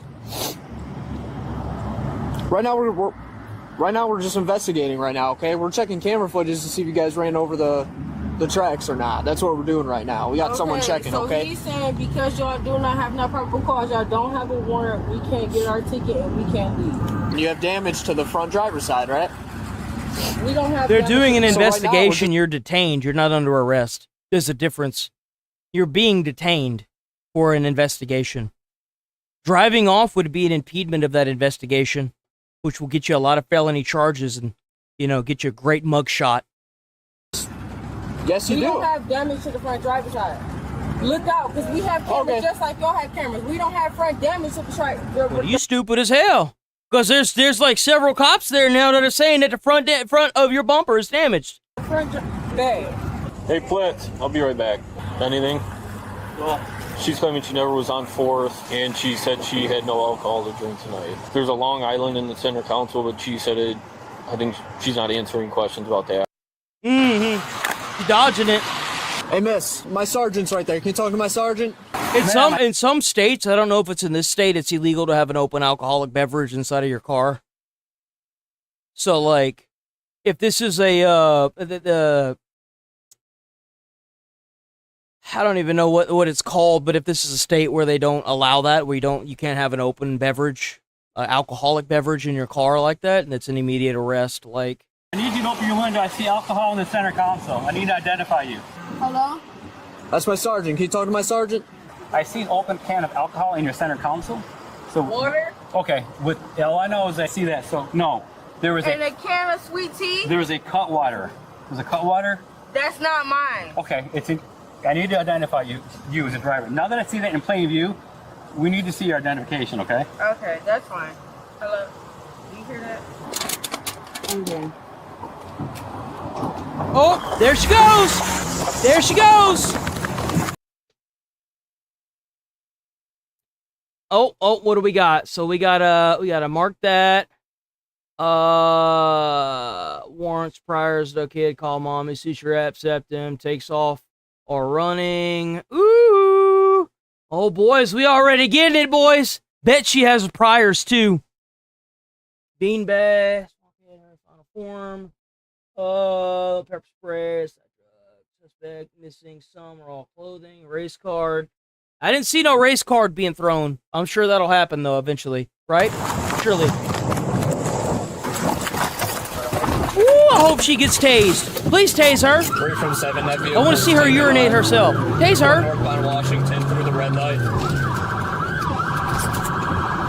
Damn. You know what makes this 100 times worse? The fact that it's raining out too.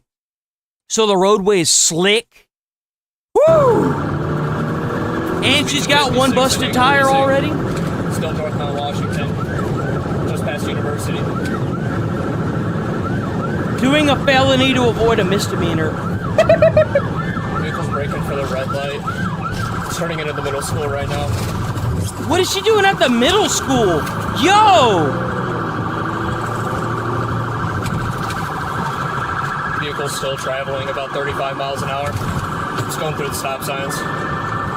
There's no way she's not drunk, bro. She got an open alcoholic beverage in her car. 56 miles an hour. I bet that dude in the seat is just like, what are you doing?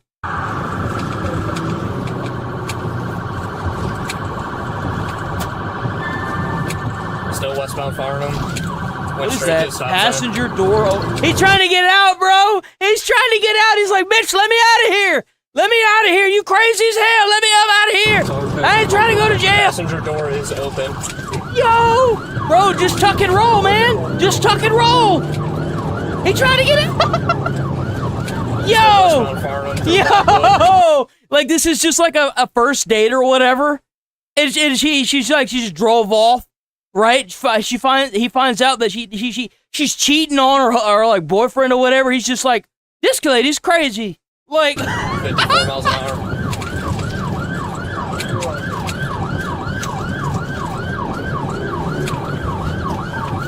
Vehicle almost ran through a whole leaf pop. Still westbound Farnham, Maple Grove.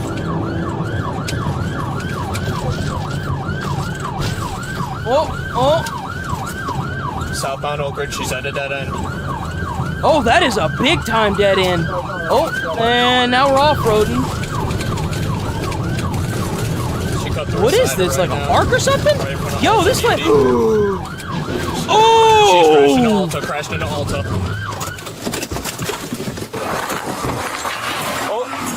Oh. She's still trying to run, bro. She's still trying to run. Put your hands out the window now.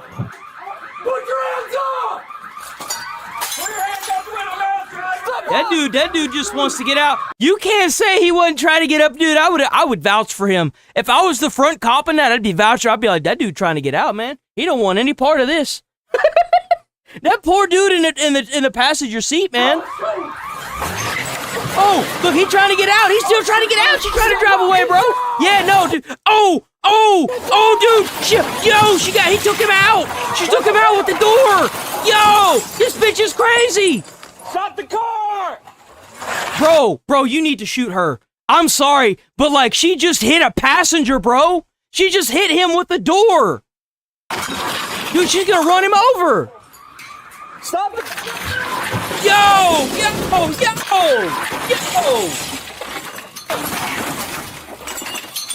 Ray, she just collided with 807. She's trying to move the car. Yo, look, she's trying to run him over. Yo! You gonna help that dude or not?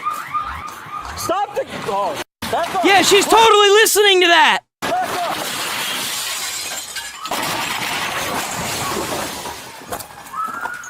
Holy! Yo!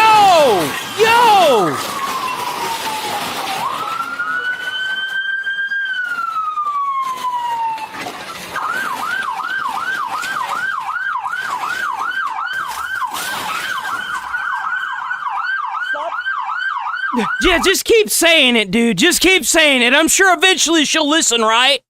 Come on. Let's use some brain cells. She doesn't care. Sarge, back up. Bro. Sarge, back up. Back up.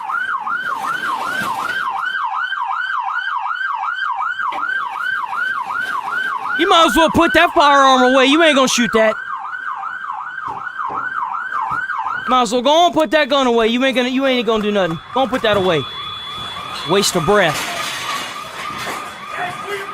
Dude, she just up in there tearing that bitch apart. She just tearing that bitch apart, bro. Secretly, she works there, right? Heads up, little. He's like, this goddamn place is the reason why I'm drinking. Fuck this place. I hate this place. Sir, do you want us to move?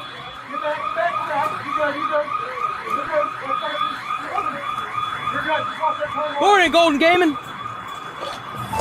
W Golden Gaming over on Twitch. Hey, passenger's still inside. Okay. Passenger's still no, inside the car. Or inside the store. There's a passenger. Yeah. Dude, where is the passenger? Is he okay? Where's he at? Bro's been trying to, like, get up out of there since that started. Store? Yes. I actually kind of feel bad for him, dude. Hands! I got it right here! Hands! He's just like, please help me! Help me! He's just like, help! She's trying to run me I'm going over here. I'm going over here. Hey, Sarge, come with me to the other side of the building just in case. I know, right? I hope he's okay. He got taken out by the door. Walk towards us now!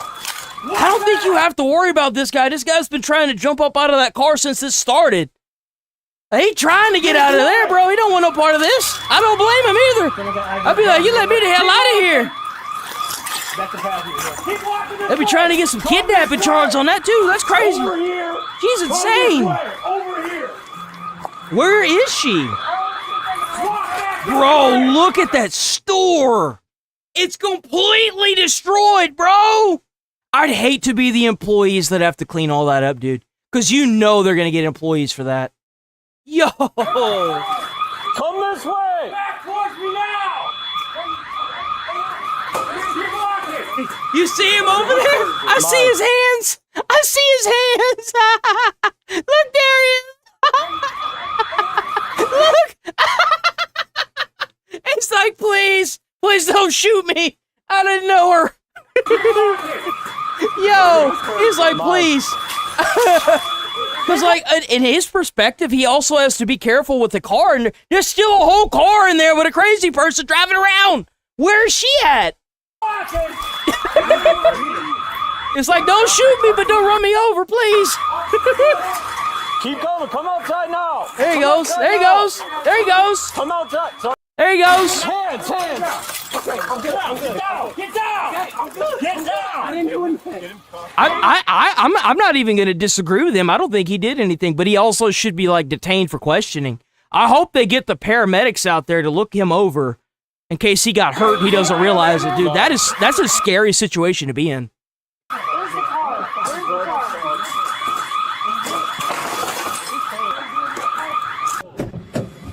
Is he gonna drive in there?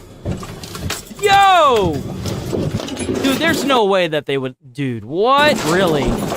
I guess they have to, huh? Oh, look, there she is. How long has she been there? I'm going over here. I got the door.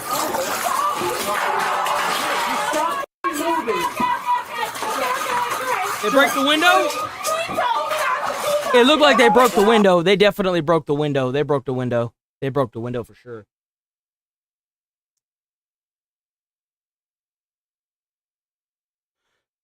Where's it at?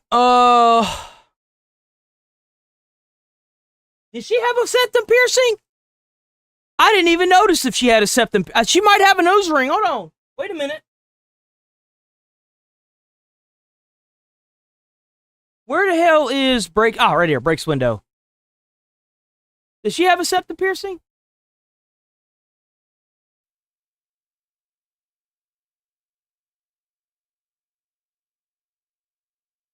What's going on? Oh, come on, YouTube. You guys get home safe. You're intimidated? Yeah. No, she doesn't have a nose ring. I don't think, right? She didn't get a nose ring. No, she don't got a nose ring.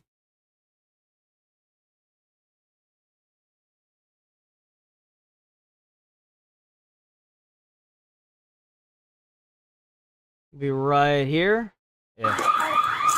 This lady's insane, bro. Absolutely not. Bro,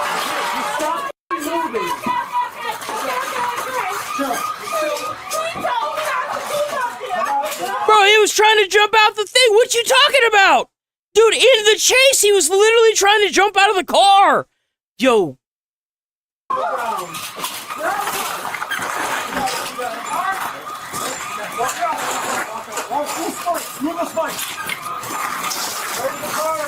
Whoa.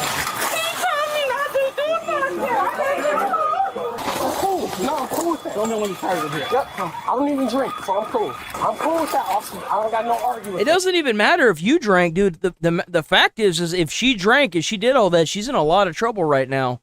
She's in a lot of trouble. At all. Radio from 7, we got passenger in custody. We're detaining, or we're putting the driver in custody now. Oh, he told me not to do Okay, that. yeah, enough. So that's obviously not her kid or anything like that. That's probably another dude that she was cheating on with, right? Uh-huh. Is this the same officer I just had? Yes, bro. All right, I'm cool, bro. In the back. You on the same part? Oh, damn. He told me not to do that. I didn't know. Okay, just stop moving. It's all over now. Hey, we still looking for him? No, both are in custody. Clint, you got passenger, right? He's back here. Perfect. Is everyone at Ultra secure right now? A firm radio, we're secure.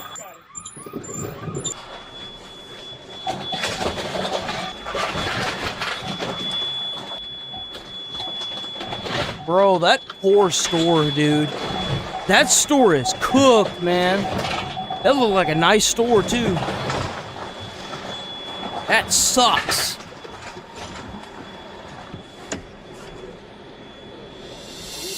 The male suspect, De Niro, was issued a citation for open intoxicants in a motor vehicle and is presumed innocent unless Really?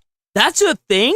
I didn't even know that was a thing. proven guilty in a court of law. Huh. The female suspect, Katrina, was found to have a blood alcohol concentration of 0.21, over double the legal limit. Ooh, did that strike something, or is it 3x?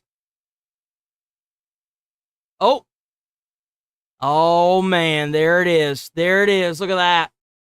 She was charged with her second offense of OWI. Oh, look malicious at that. We got a collectible cube, boys. We got us a collectible cube. Actually, you know what? Oh, let me go back right quick. Damn it. How do you go back? Got a collectible cube. Warrants or priors. We got a couple with that one. Hold on, wait a minute.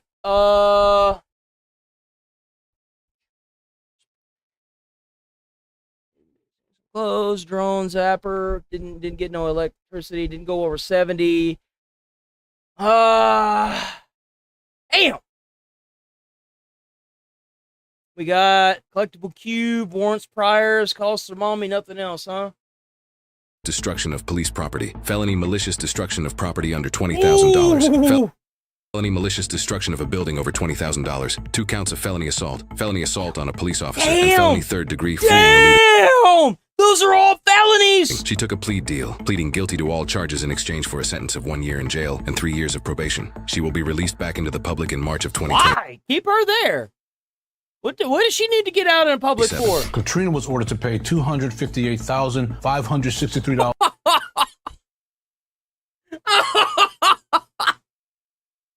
Yo, she's just gonna file for bankruptcy. There's no way, man.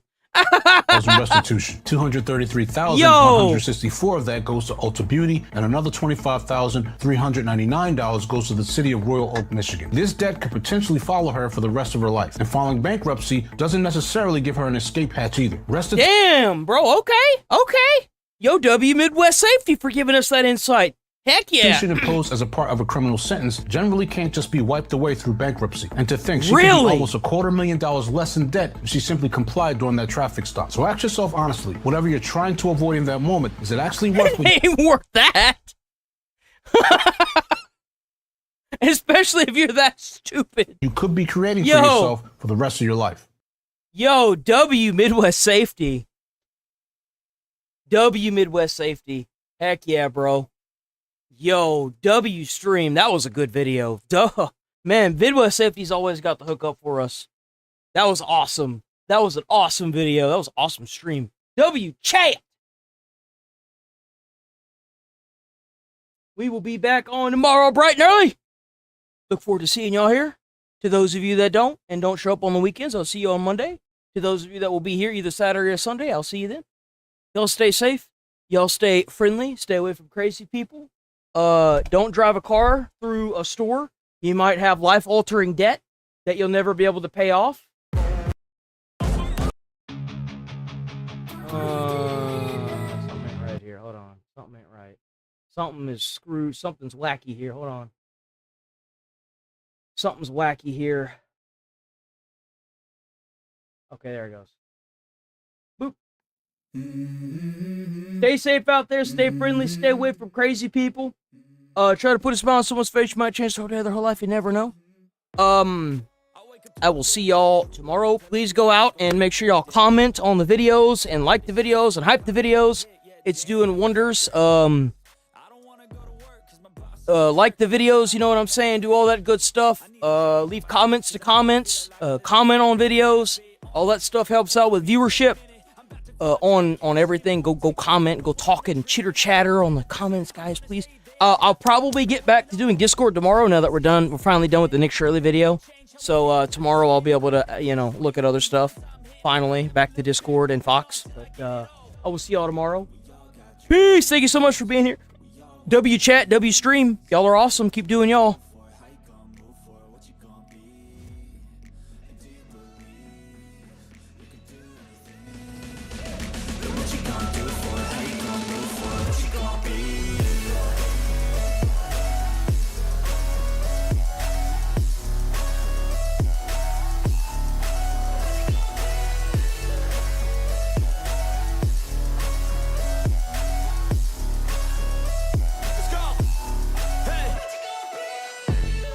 Yeah, this is my life, my strife, my right to fight, to die on. And this is my